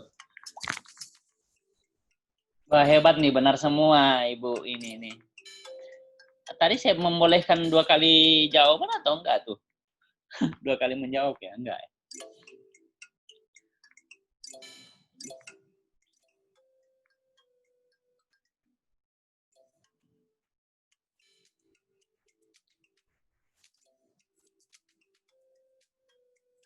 Bagus, bagus. Bu Florence yang teratas nih. Disusul Ibu Livia dan Priska. Dari mana nih? Psikologi. Psikologi ya? Kalau Bu Priskanya moderator kita, Pak. Oh, moderator. Wah. Ya, Pak. Dari TLC, Pak. TLC ya. TLC itu apa, Pak? Teaching Learning Center, Pak. Oh, Teaching Learning Center. Ya, semua alumni IKE, Pak. Oh iya. Pantas saja. Maaf, Udah. Pak. Saya anaknya orang IKE, Pak. Iya.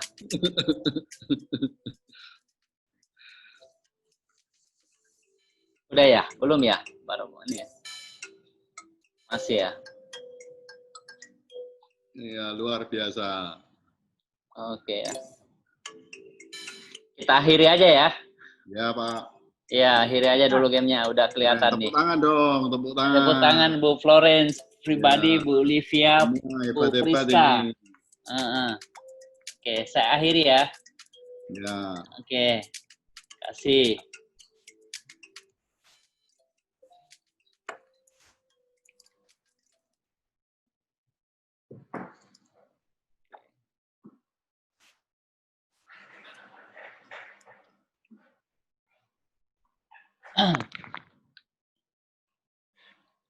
Oke, sebagai akhir dari ini, saya hanya ingin beberapa poin yang penting. Bapak perlu ingat dalam menyusun asesmen, ya. Yang pertama, desain penelitian, aktivitas dan tugasnya. Tentu kita harus sering melihat bagaimana sebenarnya agar penilaian kita, aktivitas yang kita lakukan itu dan tugas-tugas yang kita berikan selalu berpusat kepada mahasiswa.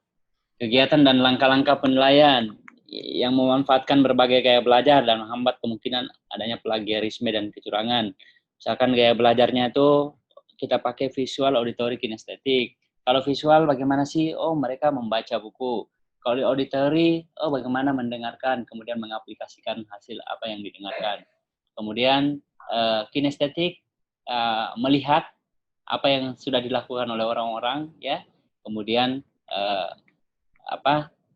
kemudian kita asesmen dari hasil itu.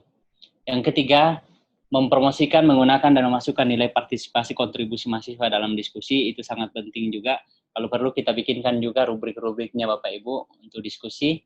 Kita bisa centang-centang apa sih yang poin-poin yang penting kita akan ambil dari diskusi tersebut. Tadi ada di presentasi saya, tapi saya tidak jelaskan. Nanti Bapak Ibu bisa baca sendiri apa sebenarnya poin-poin penting yang kita lihat dari diskusinya. Itu penting juga, penilaian diskusi itu penting.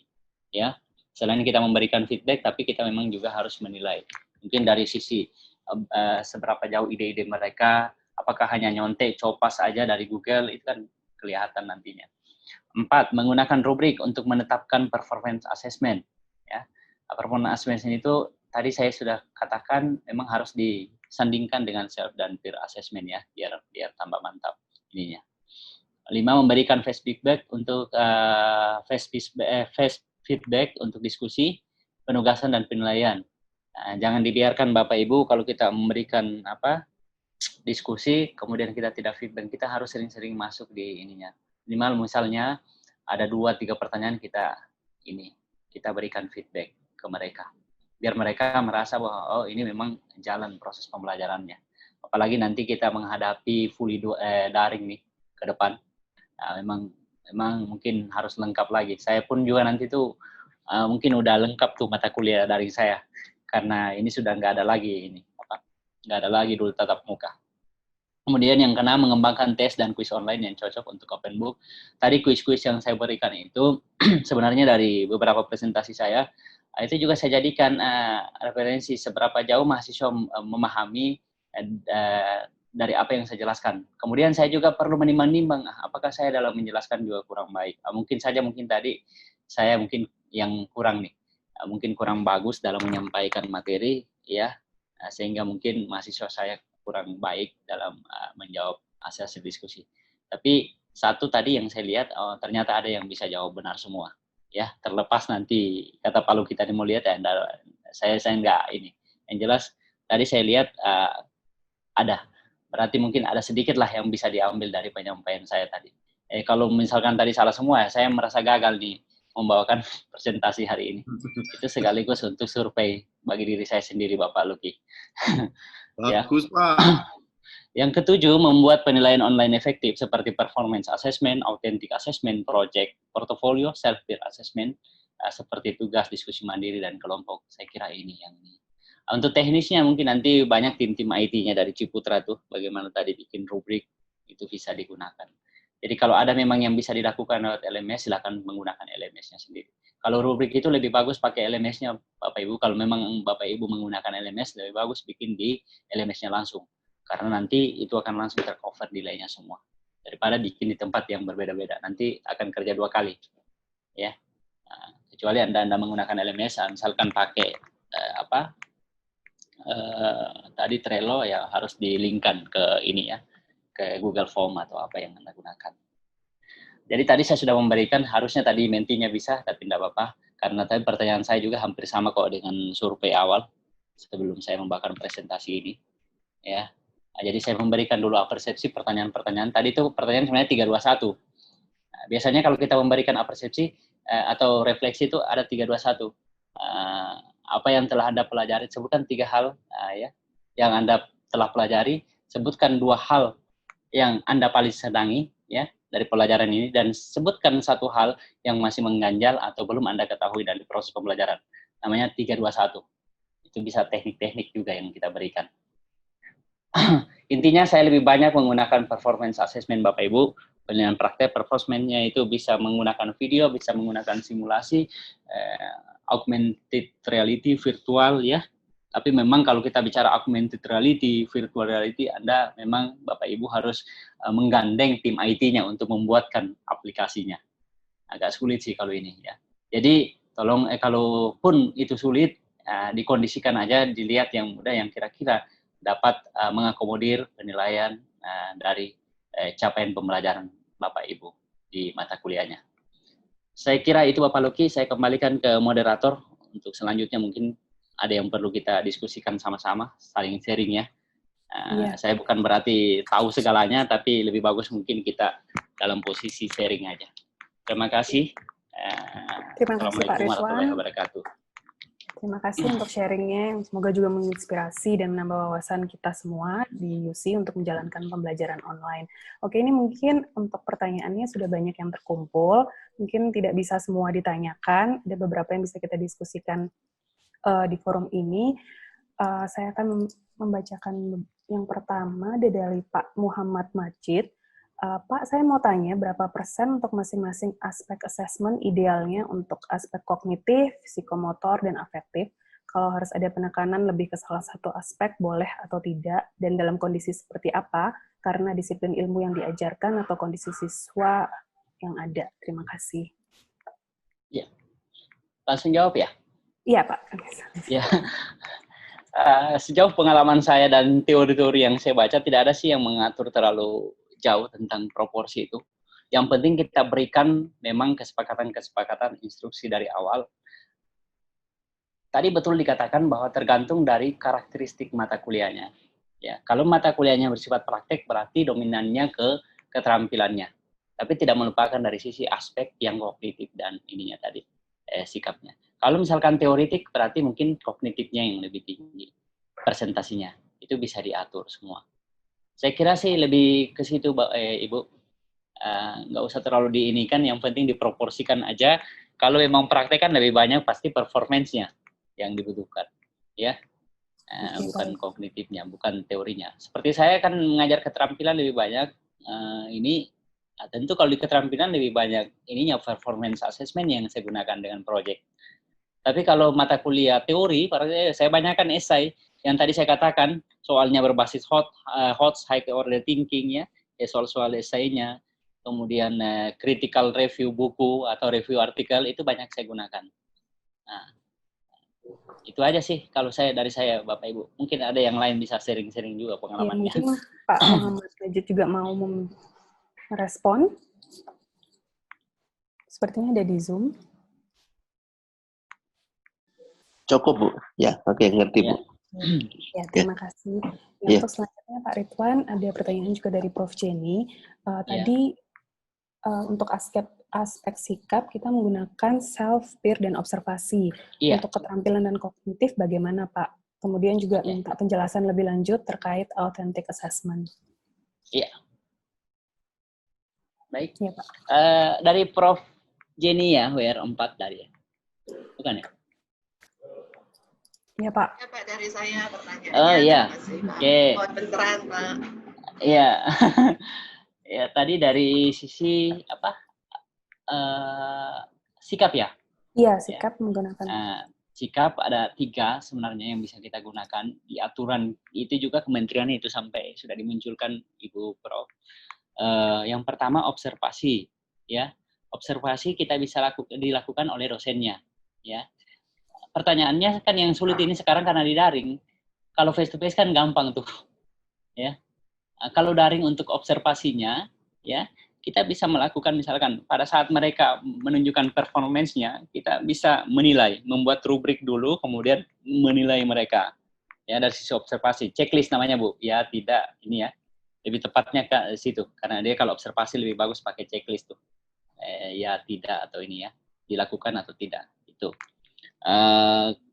Yang kedua, kalau misalnya ini kita bisa juga menggunakan itu dalam melihat hasil-hasil diskusi mereka. Ya. Jadi tadi ada namanya sinkron melalui tatap maya pada saat mereka menunjukkan performanya, ya. Kemudian yang kedua kita bisa melihat dari hasil diskusi-diskusi yang dilakukan ya, dan tugas-tugas perkembangan tugas-tugas yang diberikan. Yang kedua tadi tentang sikap observasi dari penasihat akademik. Itu bisa juga minimal dilakukan 1 semester atau 2 kali mungkin dalam 1 semester itu. Jadi pertemuan pertengahan, UTS dan akhir. Atau bisa sekalian di akhir aja kalau penasihat akademik. Tapi ini mungkin agak sulit, jarang kita lakukan. Saya pun jarang melakukan itu, tapi lebih banyak pada observasi. Yang terakhir adalah self dan peer assessment. Modelnya self tadi dan peer assessment, tadi pertanyaan-pertanyaannya seperti saya berikan di awal, mungkin bisa dilakukan seperti itu Bapak Ibu. Ibu Prof. Jenny. Ya, saya kira itu. Ya, untuk authentic assessment lebih ke ini sih Bu, lebih dalam bagaimana sih melihat penguasaan kompetensi mahasiswa tersebut yang diaplikasikan melalui proyek dan tugas-tugasnya.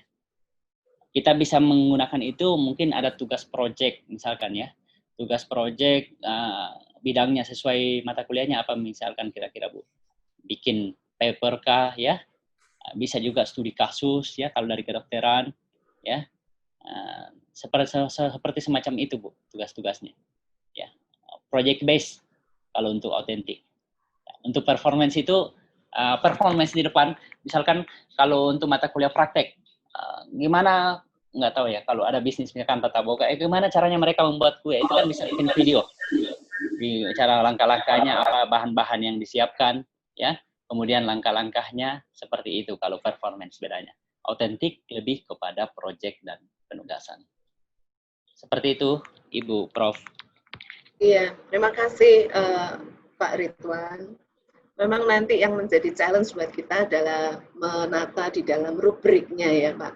Iya. Kadang-kadang itu menjadi polemik ya, dibilang ini objektif atau tidak objektif, kita katakan baik itu ya sebenarnya kadang-kadang kita sudah memberikan kisi-kisinya ya Pak ya, tetapi ya tetap pasti masih ada subjektivitasnya. Nah ini yang memang menjadi challenge Pak. Iya. Nanti menyusun rubriknya itu Bu, itulah bagusnya kalau kita menggunakan rubrik yang tadi saya bilang analitik, deskriptif. Nggak tahu kalau di Ciputra apa sering menggunakan itu. Saya lebih suka itu karena per item itu dibagi-bagi Bu. Dibagi-bagi, misalkan bagian ini sudah memenuhi, bagian ini yang belum, ya. Karena kalau untuk holistik kan dia keseluruhan, dia semacam rating scale aja, jadi susah melihatnya, pembagiannya itu susah melihat. Oh, yang seperti ini dia belum capai, yang poin ini yang belum dia capai. Makanya saya untuk meminimalisir itu menggunakan rubrik analitik atau deskriptif. Kalaupun nanti masih dinilai subjektif ya sudah, yang penting kita sudah berusaha untuk objektif ini dengan mengelompokkan bagian-bagiannya. Sehingga lebih jelas, oh sampai di sini dia bisa melakukan, oh sampai di sini dia sudah lakukan, itu bisa. Tadi ada contoh rubrik itu Bu, 2. Iya, terima kasih. Baik, Prof. Pak, belum. Pak Luki mau berbicara? Ya. Jadi authentic assessment itu yang pertama itu mendekati realita. Jadi tugas-tugasnya itu mendekati apa yang dilakukan di masyarakat sesungguhnya. Dan yang kedua adalah authentic assessment mencerminkan kemampuan mahasiswa yang sesungguhnya. Jadi kalau hanya pilihan ganda begitu Pak, itu masih belum dikatakan belum otentik karena tidak mencerminkan kompetensi yang sesungguhnya dan tidak bisa langsung dipakai di tempat kerja gitu Pak. Iya. Seperti itu ya Pak. Iya.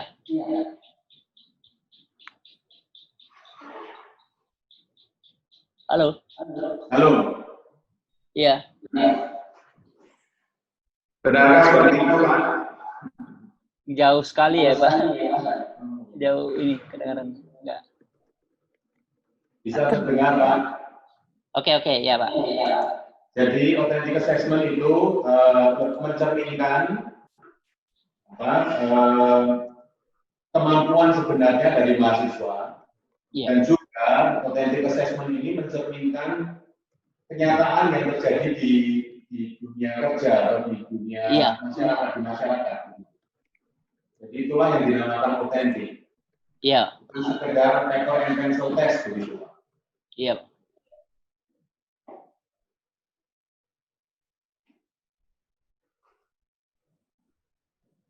Iya, saya kira itu Pak Luki, betul juga ya definisi lainnya dari authentic assessment. Sehingga nanti tugas-tugasnya betul-betul yang sesuai dengan atau yang real dengan kondisi nyata. Misal kita membuat case study, studi kasus, ya ambillah contoh-contoh studi-studi kasus yang ada di luar sana. Ketika kita memberikan tugas-tugas kepada mahasiswa, seperti itu. Simulasinya juga yang betul-betul misalkan menyerupai ya. Kita mungkin kalau di praktek itu banyak simulasi ya, banyak membuat video simulasi tutorial ya, yang sesuai dengan memang yang akan kita lakukan secara real di pada saat kita tatap muka ya gitu. Misalkan ada laboratorium, misalkan komputer, bagaimana cara menginstalasi. Jadi saya buat simulasinya itu yang betul-betul bagaimana sebenarnya caranya menginstal itu langkah-langkahnya, tapi bikin videonya kalau di daring. Karena kan nggak ketemu tatap muka. Padahal sebenarnya kalau tatap muka kan mereka bisa jelaskan langsung di situ. Tapi karena ini sifatnya daring, mereka kita minta buat video. Gimana sih bikin simulasinya, ya? Kalau performance assessment ya mungkin mereka mulai dari langkah-langkahnya Pak, membuat videonya, membuat langkah-langkahnya apa ini misalkan apa sih kalau menginstalasi apa-apa yang dibutuhkan misalkan kita ini ya apa-apa perangkat yang kita mau gunakan itu ditunjukkan semua sampai mereka cara-cara menginstalasinya. Kalau simulasi lebih ke ini aja, bikin secara umum. Ya. Nanti performance-nya nggak dilihat, dia hanya video ininya saja. Oke. Case study ini banyak digunakan mungkin dari ekonomi ya, bisnis ya. Studi-studi kasus di lapangan, bagaimana bisnis kita berikan tugas-tugas case study-nya, kedokteran ya. Psikologi mungkin banyak yang menggunakan ini, studi kasus. Ya. Oke, Kira baik, itu Pak. saja. Ya, terima kasih. Untuk pertanyaan selanjutnya, ada dari Bu Rizka Kristina. Saya merasa self-reflection ini penting untuk dilakukan di setiap mata kuliah. Namun ada kekhawatiran mahasiswa jenuh mengisi pertanyaan yang serupa untuk setiap mata kuliah. Apakah ada tips sehingga mahasiswa sungguh-sungguh dalam mengisi self-reflection tersebut? Iya. Saya tipsnya ini aja. Dari sisi pertanyaannya tadi, seperti yang tadi. Yang kedua, mungkin kalau keseringan mungkin juga bisa jenuh juga tuh. Saya biasanya kalau ngasih refleksi, pengalaman saya sih, meskipun sebenarnya wajib tiap kali presentasi kita berikan refleksi, namanya tadi direct self assessment, tapi saya lebih menggunakan indirect self assessment. Artinya minimal itu 2 kali dalam 1 semester, pertengahan dan terakhir. Kalaupun ini biasanya saya kasih 4 kali aja. Itu sih kalau pengalaman saya, jangan terlalu banyak kasih ini juga, meskipun sebenarnya dan variasikan pertanyaannya. Tadi kan ada beberapa model-model self assessment, Ibu. Ada setelah presentasi, ada mungkin per semester, ada sebenarnya ada pertanyaan namanya metakognitif ya, goal card namanya. Apa sih sebenarnya tujuan Anda di masa depan? Pertanyaan-pertanyaannya juga harus divariasikan sehingga mereka tidak jenuh dalam menjawab pertanyaan seperti itu. Bisa juga tadi yang terakhir adalah generate soalnya tadi, generate soal, memberikan mereka membuat soal sendiri. Kemudian nanti teman yang ngoreksi atau saling koreksi. Jadi divariasikan model self assessment-nya. Kan di self assessment itu ada beberapa macam model. Ya. Kemudian kalau saya sih memang self assessment masih 2 kali saya gunakan Bapak Ibu. Tapi kalau ada yang mau gunakan sering ya tadi variasikan dengan model-model self assessment itu. Saya kira itu saja. Ibu. Oke, baik Pak. Terima kasih. Untuk selanjutnya ada lagi pertanyaan dari Pak Jimmy. Pak, mohon masukan bagaimana cara penilaian untuk tugas kelompok supaya tetap bisa membedakan antara anggota kelompok yang aktif dan anggota kelompok yang kurang aktif, supaya tidak sama rata semua nilainya. Terima kasih. Oke, baik Bu. Ini pernah saya coba sih. Yang pertama, karena saya kasih contoh dulu ya. Di ini saya. Tugas saya itu selalu memang karena produk ya, mohon maaf saya ambil contoh saya dulu, kasus saya. Karena selalu by media memang, jadi semua basis video. Saya memberikan contoh misalkan, saya kasih satu tema besar. Kemudian saya minta bagi-bagi mereka, membagikan peran masing-masing. Ya. Saya suruh mereka bagi peran masing-masing, dan bikin video sendiri masing-masing ya di rumah. Kan kita nggak ketemu tatap muka nih. Ya. Nggak ketemu tatap muka misalnya nanti. Ini saya bicara daring ya, bukan face to face ya, bicara daring. Jadi saya ngasih video, mereka masing-masing aktivitasnya direkam atau dibuat. Kalau saya tugasnya bikin video, jadi saya suruh mereka masing-masing bikin video, kemudian digabungkan jadi satu. Jadi nanti itu nyambung itu dalam satu tema besar menjadi satu bagian yang ini. Jadi mereka masing-masing jelas semua memberikan ini perannya masing-masing. Yang kedua, kalau untuk tugas-tugas makalah, ini agak sulit juga, tapi kita hanya tetap memberikan instruksi karena ini pembelajaran daring, sifatnya memang mandiri, kolaboratif, dan kata kuncinya adalah tanggung jawab. Tetap kita tanamkan itu. Ya, kalau saya sih sebenarnya gampang, banyak tadi seperti yang saya lakukan itu ya gitu. Jadi membagikan peran masing-masing, kemudian dikumpulkan. Jadi saya bagi kelompok, tapi saya sudah kasih memang satu-satu perannya. Ya. Tidak saya bebaskan mereka, kerjakan, diskusikan sendiri. Kalau dulu sih face to face saya masih kasih gitu. Kan mereka bisa saya lihat pada saat nanti performance di kelas. Kelihatan tuh yang mana mungkin yang mengerjakan dan yang tidak. Tapi karena sekarang daring kita harus taktisi lagi caranya. Jadi saya bagikan satu-satu perannya, jadi nanti digabungkan dalam satu kelompok. Gitu.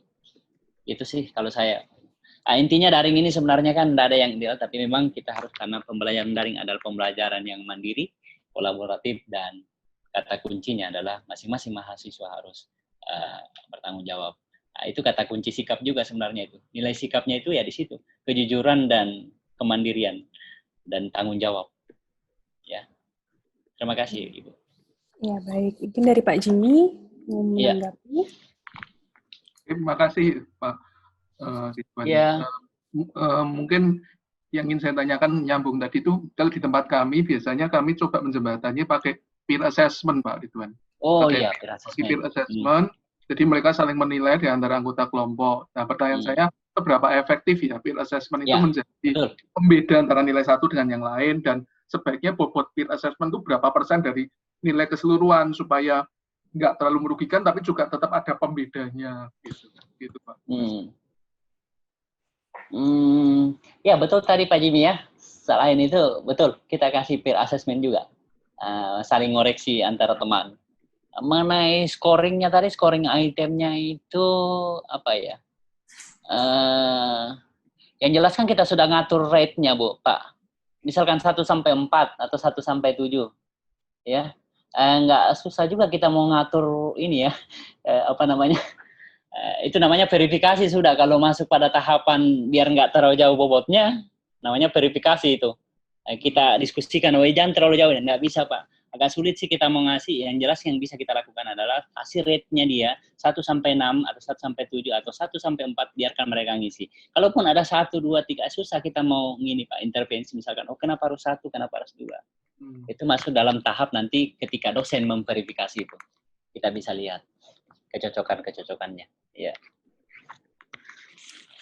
Agak sulit sih Pak Jimmy kalau menurut saya mau di ini. Itu masuk dalam tahap verifikasi udah.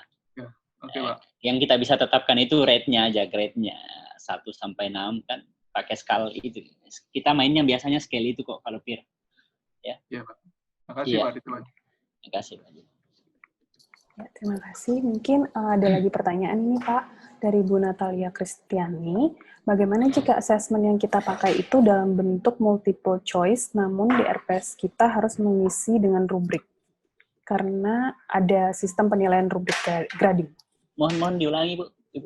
Bagaimana jika assessment yang kita pakai dalam bentuk multiple choice, namun di RPS kita harus mengisi dengan rubrik? Karena RPS kita sistem penilaian rubrik grading.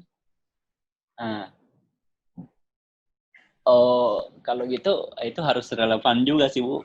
Ketika kita mau nulis itu ya dicocokkan memang dari awal, dari RPS-nya ya. Ketika kita nulis grading ya harusnya baiknya itu menggunakan grading. Kecuali untuk tambahan-tambahan aja seperti untuk kuis, nah itu boleh dimasukkan pilihan ganda. Tetapi tetap ada untuk grade rubrik itu digunakan dalam satu sub CPMK. Dan sampai nanti sub CPMK-nya ada observasi rubrik grading, tapi nggak ada yang menggunakan observasi grading. Yang malahan ada multiple choice. Boleh ada multiple choice, tetapi yang 2 ini wajib ada. Itu sebagai pengayaan yang multiple choice-nya. Kalau saya itu sih. Makanya harus direlevankan, Bu. Boleh lebih, tapi nggak boleh ada yang ini. Kalau Anda sudah ditulis di RPS-nya, baiknya RPS-nya rubrik grading dan observasi. Ya, berarti harus ada nanti di aplikasinya tuh memang menunjukkan itu. Nah, kalaupun ada multiple choice, itu hanya sebagai suplemen tambahan. Nggak apa-apa, masukkan juga itu. Tapi kalau hanya itu aja tanpa rubrik dan ini ya kan lucu itu, jadinya nggak relevan. Ya, terima kasih. Iya baik Pak, mungkin satu pertanyaan lagi ya Pak ya. Iya. Ini ada dari Pak Yuwono, melanjutkan dari pertanyaan Pak Jimmy tadi. Kalau misalnya anak-anak isinya maksimal semua untuk per-assessment itu, padahal kita tahu bahwa mahasiswa itu nggak maksimal, itu gimana Pak?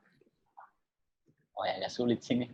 Yang tadi saya mengatakan tuh instruksi ya, kejujuran. Saya hanya bisa mengatakan agak sulit sih kalau itu. Karena kalau mereka sudah ngisi agak susah lagi mau diintervensi kenapa? Ya memang dari awal kita ini kan berikan instruksi arahan ya. Biasanya sih apa ya?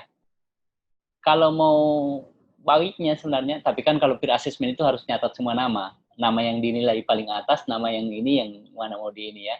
Agak sulit juga ketika kita mau hilangkan nama ininya. Paling kita berikan instruksi di awal ya, tolong dijawab dengan jujur. Jawaban ini tidak akan saya sebar ini ke teman-temannya. Itu aja sih kalau saya.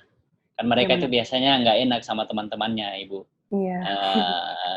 Kok saya dinilai jelek, tunggu kamu nanti saya nilai jelek juga tuh. Ya, awas. Lebih bagus kita aja yang ini, yang lihat ini. Nggak usah dikasih ini.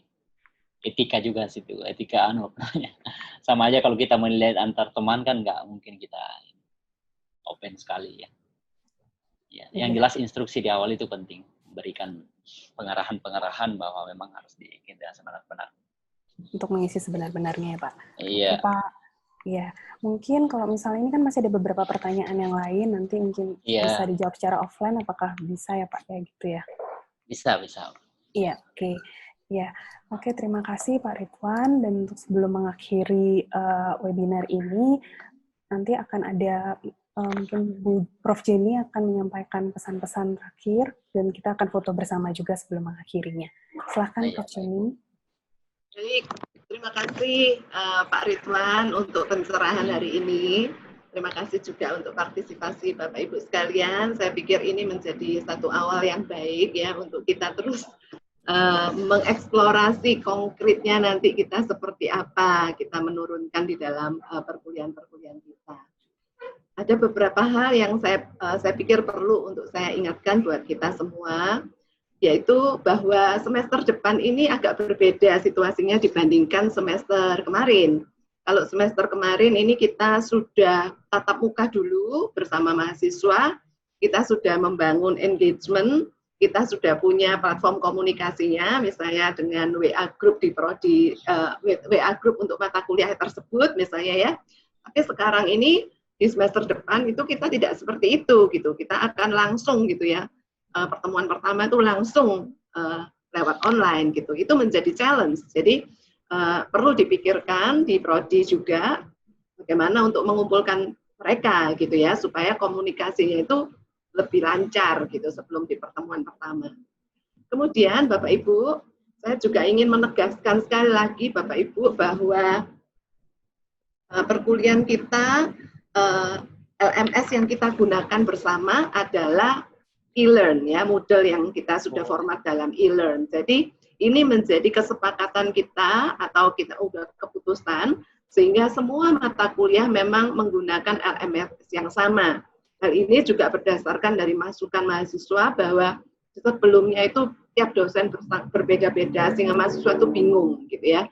Jadi kita menggunakan e-learn untuk mata kuliah di prodi maupun MKU semuanya menggunakan e-learn sehingga kita punya dokumen yang tercatat gitu ya di level universitas, bisa ada dokumentasi yang lebih baik dan monitoring yang lebih baik. Kemudian hal yang berikutnya Bapak Ibu, semester besok ini kita juga menggunakan gaya flip class Bapak Ibu.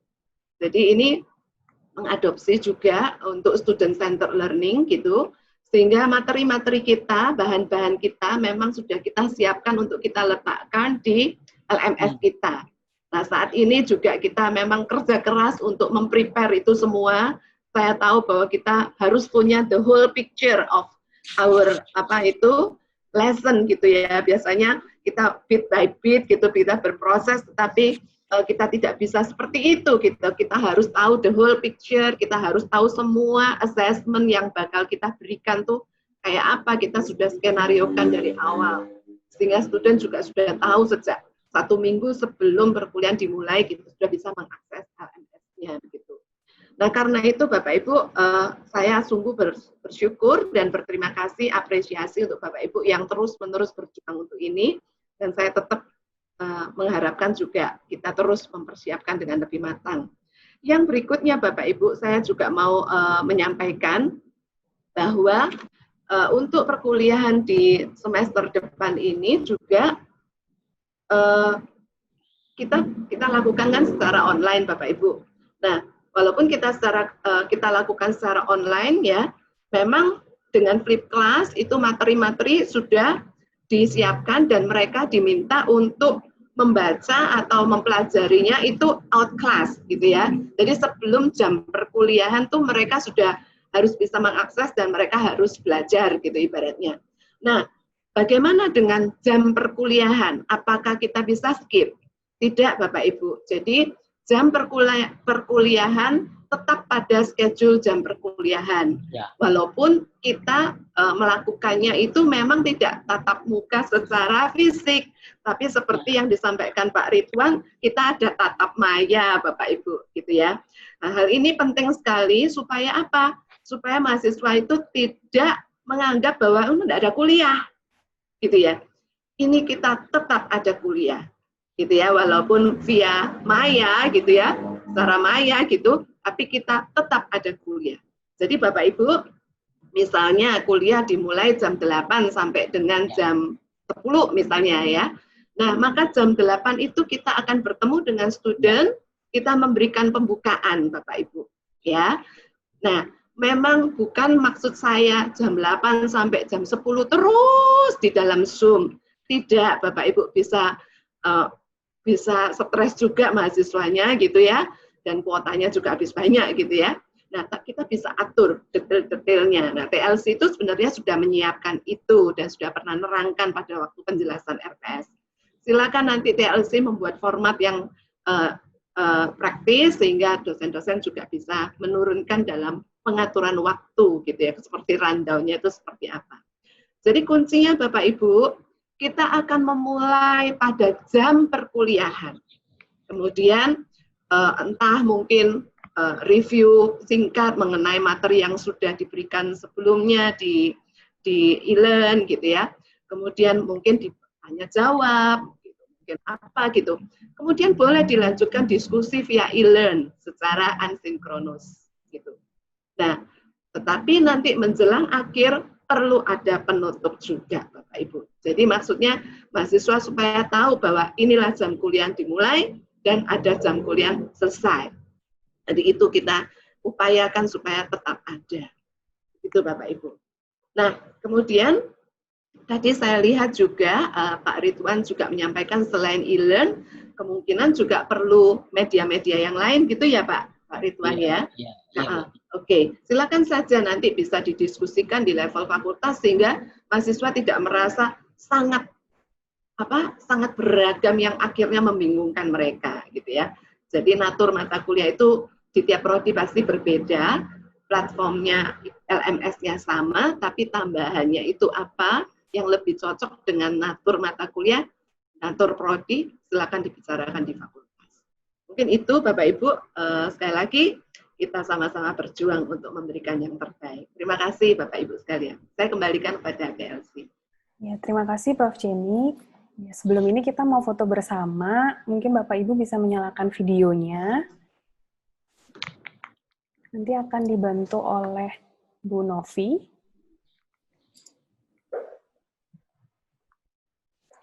Ini lumayan banyak, jadi mungkin bisa menahan senyumnya beberapa detik gitu ya. Senyum all the time kita. Oke, kita mulai ya Bapak Ibu. Bisa Bu? Oke, halaman pertama. Halaman kedua. Halaman ketiga. Halaman keempat. Oke, baik. Terima kasih. Terima kasih. Oke, ya Bapak Ibu, acaranya sudah selesai. Terima kasih semuanya. Terima kasih. Pak Luki, terima kasih Bapak Ibu. Terima kasih Bapak Ibu. Terima kasih Bapak Ibu. Terima kasih Pak Ridwan. Terima kasih Bapak Ibu.